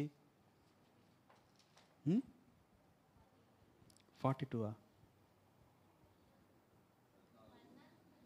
ఓకే, ఇక్కడైతే అబ్రహాం ఇస్సాకును కనెను, అబ్రహాం నుంచి ఉంది ఇక్కడ. ఓకే, మా లూకా సువార్తలో ఆయన ఫస్ట్ లాస్ట్ నుంచి ఏంటంటారు, ఇప్పటి నుంచి వెనక్కి వెళ్తారు అనుకుంటా.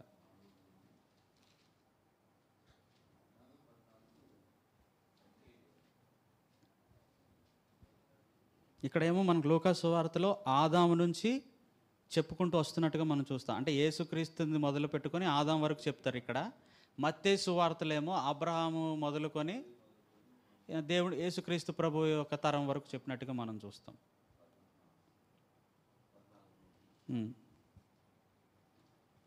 ఇక్కడ అక్కడికి డిఫరెన్స్ ఉంటుంది, అది గమనించాలి. అర్థమవుతుందా? మత్తయి సువార్తలో అబ్రహాము నుంచి యేసుక్రీస్తు వరకు ఉంటుంది, అవునా?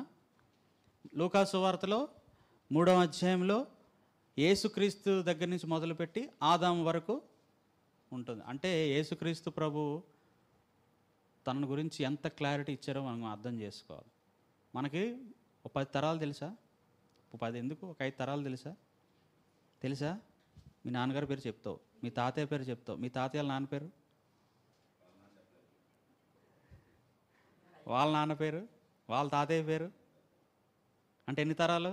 మీది ఎన్నో తరం? లెక్క పెట్టుకోలేదా?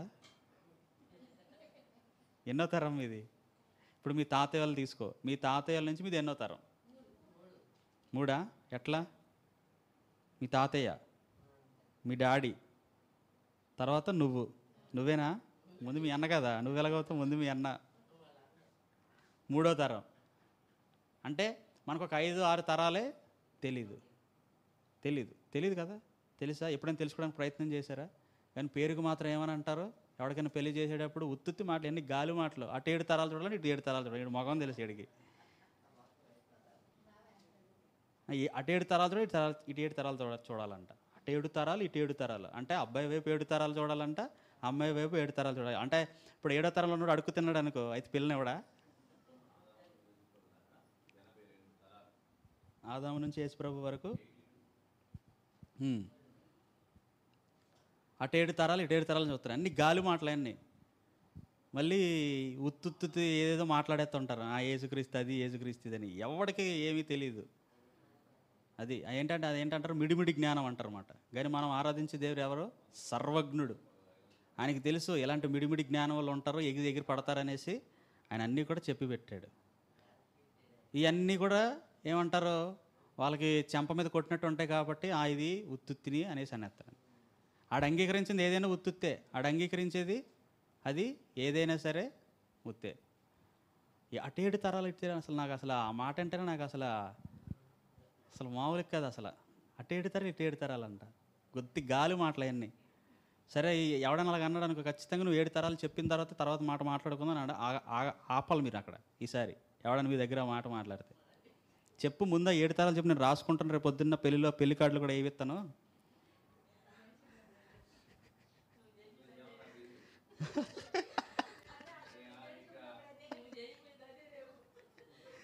ఏడు తరాలు లేవు, ఏం తరాలు లేవు.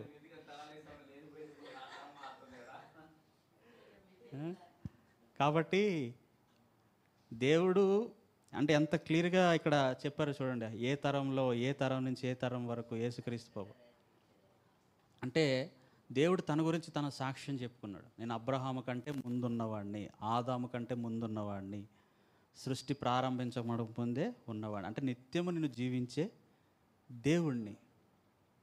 కాబట్టి అలాంటి దేవుడిని మనం ఆరాధిస్తున్నప్పుడు మనం కూడా ఏంటంటారంటే ఈ విషయాలన్నీ మనం తెలుసుకోవాలి. మనం ఆరాధించే దేవుడు ఒక అనామకుడు కాదు, ఊరు పేరు లేనివాడు కాదు, అడ్రస్ లేనోడు కాదు, లేకపోతే ఆయన ఏమీ పిచ్చోడు కాదు, చేతకానివాడు కాదు. అర్థం చేసుకోవాలి. అర్థమవుతుందా? పిచ్చోడు కాదు, చేతకానివాడు కాదు. చాలామంది ఏమంటారు సిలువలో 3 మేకులో పేక్కోలేకపోయాడు, మిమ్మల్ని కాపాడుతాడా అంటే, ఏదో ఒక రోజు వస్తాడు, బాబు యేసుక్రీస్తు మమ్మల్ని కాపాడుతాడని ఇప్పుడు తెలుసుకున్నాం అనేసి. అప్పుడు తెలిసిద్ది 3 మేకులు పేక్కున్నవాడు కాపాడాడో, ఆయుధాలు పట్టుకొని వస్తే పొడి చేస్తా అన్నవాడు కాపాడాడో అప్పుడు అర్థమవుతుంది. అది ఒక ఆయన అన్నాడంట, ఒక ఆమె అందంట, యేసుక్రీస్తుని చూస్తే నాకు జాలేస్తుంది, ఎవరైనా ఆయన మీదకి యుద్ధానికి వస్తే ఆయన దగ్గర ఏమి ఆయుధం లేదంటే, ఆయన దగ్గర ఎందుకు ఆయుధం లేదు, ఆయన దగ్గర ప్రేమ అనే ఆయుధం ఉంది, ఆ ప్రేమ అనే ఆయుధంతో యుద్ధంకి వచ్చినోడు కూడా నాలో కలిసిపోతాడు. అది మన ఆయుధం ఏంటి? ప్రేమ. ఆయన ప్రేమను చూపించాడు, ప్రేమని వెల్లడి చేశాడు. కాబట్టి ఆ ప్రేమ రాజ్యంలోనికి మనం వెళ్ళాలి అంటే నిత్యము ఉండే దేవుడు ఎవరో, ఆయన యొక్క గుణాలు ఏంటో మనము తెలుసుకొని దానిని అనుసరించి దాన్ని నడిచేవారిగా మనము ఉంటే ఆ రాజ్యంలో మనం అందరం కూడా ఉంటాం. అలాంటి దేవుడు తన ప్రేమ ఎలా వెల్లడిపరిచాడు? సహోదరుడు చెప్పాలి ఆ విషయం, ఎందుకంటే ఆయనకి ఇచ్చారు. అది ఫిలిప్పీలకు రాసిన పత్రిక 2వ అధ్యాయం 5 నుంచి 11 వరకు మనం చూస్తే, ఆ ప్రేమ రాజ్యంలోనికి మనం వెళ్ళాలి, నిత్యము ఉండే ఆ ప్రేమ రాజ్యంలోనికి మనం వెళ్ళాలి అనేసి దేవుడు ఏం చేశాడంటే మన కోసం ఇది చెప్పేసి నేను ముగించేస్తాను. ఇంకా క్రీస్తు యేసునకు కలిగిన ఈ మనస్సు మీరును కలిగి ఉండుడి. ఆయన దేవుని స్వరూపము కలిగిన వాడై ఉండి దేవునితో సమానముగా ఉండుట విడిచిపెట్టకూడని భాగ్యమని ఎంచుకొనలేదు గాని, మనుష్యుల పోలికగా పుట్టి దాసుని స్వరూపము ధరించుకొని తన్ను తానే రిక్తునిగా చేసుకొనెను.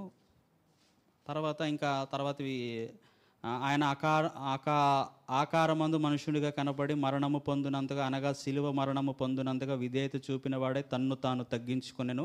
అందుచేతను పరలోకమందున్న వారిలో కానీ, భూమి మీద ఉన్న వారిలో కానీ, భూమి కింద ఉన్న వారిలో కానీ ప్రతి వాని మోకాలును యేసు నామమున వంగునట్లు, ప్రతి వాని నాలుకయు తండ్రి అయిన దేవుని మహిమార్థమై యేసుక్రీస్తు ప్రభు అని ఒప్పుకొనున్నట్లును దేవుడు ఆయనను అధికముగా హెచ్చించి ప్రతి నామమునకు పైనామమును ఆయనకు అనుగ్రహించెను. ఆమేన్. అంటే ఆయన ప్రేమను వెల్లడి చేయడానికి, ఆ ప్రేమ రాజ్యంలో మనం ఉండడానికి ఆయన దేవుని స్వరూపము కలిగిన వాడైనా, అంటే అంతటి భాగ్యము ఆయన కలిగి ఉన్న మన కోసం దరిద్రుడిగా మారాడనేసి మనం ఎక్కడ చూస్తాం మాట. ఆయన యొక్క దారిద్ర్యం వలన మనం ధనవంతులుగా మార్చబడ్డానికి ఆయన అలా రావాల్సి వచ్చిందని వాక్యంలో మనం చూస్తాం. 2 కొరింథీలో రిఫరెన్స్ చెప్పండి ఒకసారి ఫాస్ట్గా. 2 కొరింథీ 7:9. కొరింథీలకు రాసిన 2వ పత్రిక 7:9 ఉంటుంది. మీరు మన ప్రభువైన యేసుక్రీస్తును కృపను ఎరుగుదురు కదా, ఆయన ధనవంతుడై ఉండియు మీరు తన దారిద్ర్యము వలన ధనవంతులు కావాలనని మీ నిమిత్తము దరిద్రుడాయను. మన కొరకు క్షమించాలి 8:9. కొరింథీలకు రాసిన 2వ పత్రిక 8:9. రిఫరెన్స్ రాసుకుంటే మళ్ళీ కరెక్ట్ చేసుకోండి. 8:9. కొరింథీలకు రాసిన 2వ పత్రిక 8:9. మీరు మన ప్రభువైన యేసుక్రీస్తుని కృపను ఎరుగుదురు కదా, ఆయన ధనవంతుడై ఉండియు మీరు తన దారిద్ర్యం వలన ధనవంతులు కావాలని మీ నిమిత్తం ఆయన దరిద్రుడిగా మార్చబడ్డాడు. అంటే అంతగా ఆయన తగ్గించుకున్నాడు, అంతగా తనని తాను ఖాళీ చేసుకొని తన స్వాభావికముగా ఉన్న లక్షణములన్నీ కూడా మనమందరం ఏ నిత్యత్వాన్ని కోల్పోయామో ఆదిలో ఆదాము అవ్వను బట్టి ఆ నిత్యత్వం ఇవ్వడానికి, ఆయన ప్రేమను చూపించి ఆ ప్రేమకు మనం అందరం పాత్రులుగా మార్చబడ్డానికి. ఎందుకంటే చాలామంది మన దేశంలో దాని వివరణ కూడా ఇవ్వాలి మీకు. ఇప్పుడు దేవుడి జ్ఞాపకం చేశాడు కాబట్టి మన దేశంలో ఎందుకు యేసుక్రీస్తు ప్రభు అంటే తక్కువ కులం వాళ్ళు అంటారంటే, కొన్ని సంవత్సరాల క్రితం ఏంటంటే కుల వివక్ష చాలా ఉండేది, ఇప్పటికి కూడా ఉంటూనే ఉంది. క్యాస్ట్ డిస్క్రిమినేషన్ అంటారు, కుల వివక్ష, క్యాస్ట్ డిస్క్రిమినేషన్. అందుకే కులం పేరుతో ఎవరిని తిట్టకూడదు అనేసి అంటారు. కొన్ని చట్టాలు కూడా ఉన్నాయి, కులం పేరుతో తిడితే అవి అనేది ఏంటంటారో కొన్ని సెక్షన్స్ ఉంటాయి అన్నమాట. ఎందుకంటే అంత మనకి రాజ్యాంగం నిర్మించిన నిర్మాత ఎవరు? డ్రాఫ్టింగ్ కమిటీ చైర్మన్, లేకపోతే అంబేద్కర్ గారు రాజ్యాంగం అంతటినీ కూడా ఆయన రూపుదిద్దించిన వ్యక్తి. ఆయన ఎలాంటి పరిస్థితుల్లో నుంచి వచ్చాడో అదంతా కూడా మనసులో పెట్టుకొని అలాంటిది మరలా ఎప్పుడు ఉండకూడదు దేశంలో ఆయన ప్రయాసపడేది అంతా కూడా చేశాడు. అయితే ఆ కాలంలో మన దేశంకి మిషనరీస్ వచ్చి ఈరోజు మీకు చాలాసార్లు కూడా చెప్పాను, ఈరోజు అంటారు ఆడవాళ్ళు స్కూల్స్కి వెళ్ళి చదువుకుంటున్నారంటే దానికి కారణం మిషనరీస్ వల్లే ఆడవాళ్ళు స్కూల్స్కి వెళ్ళి కాలేజెస్కి వెళ్ళి చదువుకోవడం. లేకపోతే ఏమిటంటారో అది సతీ సహగమనం నిర్మూలించబడడానికి కారణం మిషనరీసే. అప్పుడు ఏమయ్యేదంటే, ఇప్పుడు ఆ కాలంలో బాల్య వివాహాలు ఎక్కువ జరుగుతూ ఉండేవి. మనం అందరికి కూడా తెలుసు, కన్యాశుల్కం అని చదువుకోలేదా? తెలుగు టెక్స్ట్ బుక్లో ఉంటుంది కదా కన్యాశుల్కం, ఇవన్నీ ఉంటాయి. ఇది చదువుకున్నట్టు చూస్తున్నారు, ఏదో అమెరికాలో చదువుకున్నట్టు. కొన్ని పాఠ్య పుస్తకాల్లో ఉంటాయి బాల్య వివాహాలు ఎక్కువ జరిగాయని. అప్పుడు ఏం చేసేవారు అంటే ఎదురు కట్నం ఇచ్చి చేసుకునేవారు, తెలుసా? డబ్బులు ఇచ్చి చేసుకునేవారు. ఎవరు? 60 సంవత్సరాలు ఉన్నవాళ్ళు 20 సంవత్సరాల అమ్మాయిని, 70 సంవత్సరాలు ఉన్నవాళ్ళు 25 సంవత్సరాలు 20, అంటే బాల్య వివాహాలు జరిగాయి మాట. అలా చేసుకునేవారు. అలా చేసుకొని 70 సంవత్సరాలు 60 సంవత్సరాలు ఏమైనా 50 సంవత్సరాలు బతుకుతాడా? టుప్పుమని పోతాడా?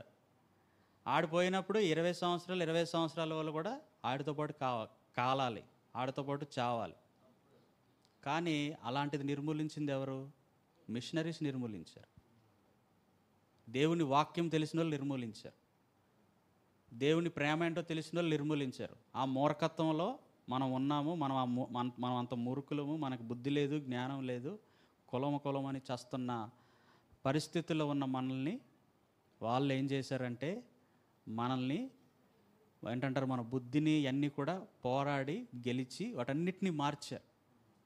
అంటే ఆ పరిస్థితులన్నిటిలో నుంచి కూడా వాళ్ళు విడిపిస్తూ ఆ ప్రేమను చూపిస్తూ వచ్చారన్నమాట. అప్పుడు ఇంకా ఏంటంటారు, వీళ్ళు వెళ్ళి చదువుకోవాలి, వాళ్ళు వెళ్ళి చదువుకోవాలన్నదంతా కూడా వాళ్ళు నిర్మూలిస్తూ అప్పుడు ఏం చేసేవారంటే, ఎవరెవరైతే వీళ్ళు తక్కువ వాళ్ళని, అంటే వీళ్ళు ఈ పని చేస్తారు కాబట్టి వీళ్ళు ఊరు బయట ఉండాలి, అక్కడ ఉండే వాళ్ళందరినీ కూడా మిషనరీస్, ఎందుకంటే వాళ్ళకి దేవుని వాక్యం తెలుసు, దేవుని ప్రేమ తెలుసు కాబట్టి వాళ్ళు ఏం చేశారంటే వాళ్ళందరినీ కూడా మనం అందరం ఒకటే, మనం అందరూ దేవుని రూపంలో చేయబడ్డాము, మనకి వివక్ష ఉండకూడదు, మన మధ్యన భేదాలు ఉండకూడదు అనేసి వాళ్ళని చేరదీసి వారికి వస్త్రాలు ఇచ్చి, వాళ్ళకి ప్రేమ చూపించి, పుస్తకాలు ఇచ్చి, పెన్స్ ఇచ్చి, ఏమైంది, పుస్తకాలు ఇచ్చి, పెన్స్ ఇచ్చి, ఇవన్నీ కూడా వాళ్ళు చేసి దేవుని ప్రేమను చూపించారు. వాళ్ళు ఏం చేశారంటే, వీళ్ళు దేవుని ప్రేమ ఎంత గొప్పదా, వీళ్ళు దేన్ని బట్టి చేస్తున్నారంటే, వాళ్ళు మేము దేవుని ప్రేమను బట్టి చేస్తున్నాం. ఎవరు మీ దేవుడు అంటే, యేసుక్రీస్తు ప్రభు మా దేవుడు అన్నప్పుడు వాళ్ళందరూ కూడా ఏదైతే వాళ్ళు విశ్వసిస్తున్నారో అదంతా విడిచిపెట్టి, ఎలాంటి ప్రేమ కలిగిన దేవుడు మన జీవితంలో ఉంటే మనకి ఎంత ఆదరణ దొరుకుతుంది, ఎంత ప్రేమ దొరుకుతుంది అని ఎరిగి ఆ ప్రేమను బట్టి వాళ్ళందరూ కూడా అప్పుడు దేవుడిని అనుసరించేవారు. అంటే ఎవరెవరినైతే తృణీకరించారో, ఎవరినెవరినైతే వెలివేశారో, మీరు అక్కడ ఉండాలి అనేసి ఉన్నారో వాళ్ళకు కూడా సమాన హక్కులు వీళ్ళు కల్పించేవారు మిషనరీస్, దేవుని ప్రేమను బట్టి. దానిని బట్టి ఏమైంది, ఒక ముద్ర వేసేసారు. ఏమని, తక్కువ కులాల దేవుడు, తక్కువ జాతికి చెందిన దేవుడు, వాళ్ళ దేవుడు, వీళ్ళ దేవుడు అనేసి ఏం చేశారు, ఒక ముద్ర వేసేసి అలాగా అంటారు. ఇక్కడ కూడా మనము వింటానే ఉన్నాం. ఈ వీధిని ఆ వీధి చేశారు, ఆ వీధిని ఈ వీధి చేశారు, ఇట్లా మాట్లాడుతూ ఉంటారు. దానికి మనం ఏం చెప్పాలి, ఇంక వాళ్ళ వదిలేసేయాలి. అలాంటి పరిస్థితుల్లో దేవుడు మనల్ని ప్రేమించి అంతగా తగ్గించుకొని మన ఎడల తన ప్రేమను వ్యక్తం చేయడానికి దాసుని స్వరూపం ధరించుకొని విడిచిపెట్టకూడని భాగ్యమని ఎంచుకొనకుండా మనల్ని తన రాజ్యంలోకి చేర్చడానికి, తన ప్రేమను చూపించడానికి మనుష్య రూపుగా ఆయన రావడం జరిగింది. కాబట్టి ఆయన సంపూర్ణంగా దేవుడు, యేసుక్రీస్తు ప్రభువారు సంపూర్ణంగా దైవ లక్షణములు కలిగినవాడు, సంపూర్ణంగా మానవ లక్షణములు కలిగినవాడు. అందుకే లాజరు చనిపోయినప్పుడు ఆయన కన్నీళ్లు విడిచి ప్రార్థన చేసినట్టుగా మనము చూస్తాం. ఆయన కన్నీళ్లు విడిచెను అని ఉంటుంది. కాబట్టి యేసుక్రీస్తులో దైవపు లక్షణములు ఉన్నాయి, అలాగే మానవుడుగా, అంటే ఆయన completely purely God. Conclusion, purely God. ఆయన సంపూర్ణముగా దైవ స్వరూపుడు, ప్యూర్లీ హ్యూమన్, సంపూర్ణంగా మానవ స్వరూపము ధరించినవాడు. ఇప్పుడు అందుకే ఆయన మానవుని స్వరూపం ధరించుకొని రావాల్సి వచ్చిందంటే, ఇక్కడ మనం ఏమి ఎదుర్కొంటున్నామో, మన పరిస్థితులు ఏంటి, ఇవన్నీ తెలుసుకొని ఆయనకిచ్చిన అధికారమును బట్టి, ఆయనకున్న ఆ అధికారమును బట్టి అనేక పరిస్థితుల్లోంచి విడిపిస్తూ అనేకుల్ని, మనం అందరికీ తెలుసు, గెరేసేనుల ప్రాంతంలో ఎన్నో సంవత్సరాలుగా సమాధుల మధ్యలో ఉంటూ తన్ను తానే గాయపరుచుకుంటూ వస్త్రాలు లేకుండా బ్రతుకుతున్న వ్యక్తిని దేవుడు ఏం చేశాడు, ఆ ప్రాంతముకు వెళ్ళి ఆయన్ని దర్శించి ఆయన్ని బాగు చేసి ఆయనను సాక్షిగా చేశాడు. అంటే దేవుడు భూమి మీదకి వచ్చాడు కాబట్టి, భూమి మీద ఎలాంటి పరిస్థితుల్లో మనుషులు ఉన్నారు, వీళ్ళకి విడుదల కావాలి, ఆ అధికారం నాకు ఇవ్వబడింది అని విడిపించడానికి, తన ప్రేమను చూపించి తన హక్కును చేర్చుకోవడానికి దేవుడు అంతా కూడా చేయడం అనేది జరిగింది. కాబట్టి ఆయన సంపూర్ణంగా దైవ స్వరూపుడు, సంపూర్ణంగా మానవ స్వరూపుడు. కాబట్టి ఆయనలో రెండూ ఉన్నాయి. కాబట్టి ఆయన ఎంతగా తన ప్రేమను వెల్లడి చేశాడో మనము కూడా ఆ ప్రేమను ఎరిగేటట్లుగా ఉండాలంటే, పరిశుద్ధాత్ముడు మన హృదయంలో కుమ్మరించబడితే, మన పరిశుద్ధాత్ముని కలిగి ఉంటే ఆ ప్రేమ మన హృదయంలో కుమ్మరించబడుతుంటుంది. ఆ ప్రేమ యొక్క లోతు, వెడల్పు, పొడుగు ఇవన్నీ మనకు తెలుస్తాయి, ఆ డైమెన్షన్స్ అన్నీ తెలుస్తాయి. కాబట్టి ఆ ప్రేమను మనం పొంది ఆయన వలె మనం మార్పు నొందుతూ, ఆయన ఏ రీతిగా అయితే జీవితాన్ని జీవించాడో, తన జీవితంలో కనపరిచాడో, మనము కూడా కనపరచడానికి ఇష్టలుగా ఉంటే మనకు కూడా దేవుడు కొన్నిటి మీద లేకపోతే అధికారం ఇచ్చి మనల్ని అనేకుల కొరకు సాక్షులుగా నిలబెడతాడు. నిత్యము ఆయనతో జీవించే జీవితాన్ని మనకి ఇస్తాడు. దేవుడు ఈ కొద్ది మాటలు మన వినికిడిలో ఫలభరితముగా మార్చునుగాక. ఆమేన్. నాకు ఇవ్వబడిన సమయం కంటే ఎక్కువే అయ్యింది. నాకు తెలిసి మీకు ఇంట్రడక్షన్ చెప్పడానికి ఒక 15 మినిట్స్ అయినట్టుంది, రాయించి చెప్పుకోవడానికి. తర్వాత ఒక 1 అవర్ 15 మినిట్స్ ఎక్స్ట్రా అయినట్టుంది. కాబట్టి ఈ విషయాలన్నీ కూడా మీరు గుర్తుపెట్టుకోండి. సాయంత్రం కూడా మరలా ఒక వేరే అంశం ఏంటి, క్రీస్తు సుజ్ఞానులు ఉన్న సెకండ్ది సాయంత్రం మీరు వినబోతున్నారు. ఏం చేయాలి? ఇది వినిన దానికోసము ప్రేయర్ అయిపోయిన తర్వాత ఇక్కడే మీరు ప్రేయర్ చేసుకుంటారంటే మంచిది. లేదంటే 1 గంటకు అయిపోతుంది అని అంటున్నారు కదా, ఒకవేళ 1 గంటకి అయిపోయింది అనుకోండి, ఒక అరగంట కూర్చోబెట్టి ప్రార్థన చేపిస్తాం. ఇప్పుడు చెప్పిన దానికోసం ప్రార్థన చేపిస్తారు. సాయంత్రం చెప్పబోయేదాన్ని అర్థం చేసుకోవాలని కూడా ప్రార్థన చేపిస్తారు. సాయంత్రం కూడా అంతే. ఈ 2 క్లాసెస్ గురించి రేపు ఉదయం చెప్పే సెషన్లో, రేపు ఉదయం ప్రారంభించబడే సెషన్లో ఈ 2 గురించి అడుగుతారు. మీరందరూ కూడా ఏం చేయాలి? నోరు మూసుకొని ఉండకూడదు. మీ నోరును బాగుగా తెరవండి, అప్పుడు దేవుడు దాన్ని నింపుతాడు. ఆమేన్. ప్రార్థన చేసుకుందాం.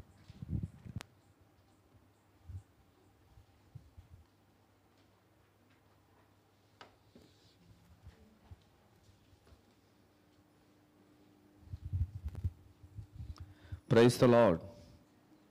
హల్లెలూయా, హల్లెలూయా, హల్లెలూయా. మీకు చెప్పబడినటువంటి ఈ మాటలన్నీ కూడా మీరు సాయంత్రం ఇంకో సెక్షన్ ఉందని చెప్పారు కదా, మీరు ఏం చేయాలంటే మీరు రాసిన నోట్స్ నుంచి ఒక 4-5 పేపర్లు విడిచిపెట్టి తర్వాత మరలా సెకండ్ దాన్ని పెట్టుకోవాలి. 4-5 పేపర్లు విడిచిపెట్టాలి. ఎందుకంటే ఇప్పుడు సపోజ్ సృష్టికర్త అని చెప్పిన తర్వాత అక్కడ ఎన్ని రిఫరెన్స్లు చెప్పాడు? సృష్టికర్త అంటే నాకు ఎన్ని రిఫరెన్స్లు ఉన్నాయి? 4-5 చెప్పాడు. మీరు ఏం చేయాలంటే ఆ సృష్టికర్తను పైన టైటిల్ పెట్టి అందులో రిఫరెన్స్ అన్నీ కూడా క్లియర్గా రాసుకోవాలి. ఫస్ట్ రిఫరెన్స్ ఏం చెప్పాడు సృష్టికర్త అనడానికి? యోహాను సువార్త 2:3 చెప్పాడు. 2:3లో ఏముంది? 2:3లో ఏముంది అంటే అవి కింద రాసుంటే మీరు ఓహో సృష్టికర్త అంటే ఇట్లా ఉన్నాడా అని నీకు అక్కడ అర్థమైపోతుంది. అలాగా ఇప్పుడు 4-5 పేజీల్లో మెయిన్ టైటిల్ పెట్టి సృష్టికర్త అని ఒక పార్ట్ రాసుకొని దానికి ఒక పేజీ రాసుకోవాలి, దాంట్లో ఉన్న రిఫరెన్స్లో రాసుకోవాలి. తర్వాత రెండవది ఏం చెప్పాడు? పరిశుద్ధుడు. దానికి ఉన్న రిఫరెన్స్ అన్ని క్లియర్గా రాసుకోవాలి. అప్పుడు మీరు నోట్స్ ప్రిపేర్ అయ్యేటప్పుడు మీకు చాలా ఈజీగా ఉండిద్ది, చాలా చాలా ఈజీగా ఉండిద్ది. అందుకని ఇది మీరు చేయాలి. ఖచ్చితంగా 1 నెల తర్వాతనే ఇది చెక్ చేయడం జరిగిద్ది. 1 నెల తర్వాతనే మీరు అవన్నీ రాస్తారు. ఇప్పుడే కాదు, ఖాళీ ఉన్న టైంలో రాసుకోండి. అందుకే ముందే దాని పేజీలన్నీ కూడా వదిలిపెట్టి సెకండ్ దానికి టైటిల్ పెట్టుకో. 4 కాకపోతే 5 పేజీలు వదిలిపెట్టండి. మీకు ఎన్ని రిఫరెన్స్లు ఉన్నాయో, ఎన్ని లైన్స్ పడతాయో చూసుకొని అవగాహనతో దాన్ని వదిలిపెట్టుకోండి. ఎందుకంటే మా సెమినార్ నోట్స్ నేను కూడా అలా రాసుకున్నాను. అది చాలా మళ్ళీ రిఫరెన్స్ ఎత్తి చూడాల్సిన అవసరం ఉండదు నీకు. కంటిన్యూ అయిపోద్ది అలా కంటిన్యూగా. ఒక అంశంలో దానిలో ఉన్న రిఫరెన్స్లు అన్నీ కూడా 5 చెప్పావనుకో, 5 ఏమున్నాయి అక్కడ? ఓన్లీ యోహాను సువార్త, మత్తయి సువార్త చెప్పకుండా అందులో ఏముందో మీకు అక్కడ అర్థమవుతుంది. ఇది చాలా ఇంపార్టెంట్ అయినటువంటి విషయము. చిన్న ప్రార్థన చేద్దాం. ప్రేమగల తండ్రి, పరిశుద్ధుడైన దేవా, స్తోత్రాలు, కృతజ్ఞతలు. ఈ ఉపవాస ప్రార్థన కూడికలో మొదటి సెక్షన్గా తండ్రి నాయన దైవత్వము, నిత్యత్వము అనేటువంటి మొదటి అంశాన్ని మీ దాసుడు మీ పక్షముగా నిలబెట్టుకొని మీ ఆత్మతో నింపి ఏమేమైతే అవసరమై ఉన్నాయో మీ యొక్క నిత్యత్వం గురించి కానీ దైవ లక్షణాల గురించి కానీ చక్కగా సిద్ధపాటు కలిగి చేసి మంచిగా మాకందరికీ అవసరమైన మాటల్ని మీ దాసుడి ద్వారా ఇప్పుడు ద్వారా నిలవబెట్టి మీరు మాట్లాడారు. అందును బట్టి మీకు స్తోత్రాలు, కృతజ్ఞతలు. చెప్పబడిన విన్న ఈ మాటలు మాకును చెప్పిన నీ సేవకుడుకును దీవెనకరంగాను ఆశీర్వాదకరంగా మార్చమని, ఇంకను అనేకమైన సంగతులు నీ దాసునికి బయలుపరిచి అయ్యా నా తండ్రి, మీ ద్వారా మీ దాసుడు అనేకుల్ని రక్షణలోకి నడిపించినట్లుగా ఒక ఉన్నతమైన పాత్రగా మీరు మలచి మీరు వాడుకోమని, ఈ సెక్షన్ అంతట్లో మీ దాసును వాడుకొని మీరు మహిమను పొందినందుకై మీకు స్తోత్రాలు, కృతజ్ఞతలు చెల్లిస్తూ యేసు నామములో అడుగుచున్నాను తండ్రి. ఆమేన్. హల్లెలూయా.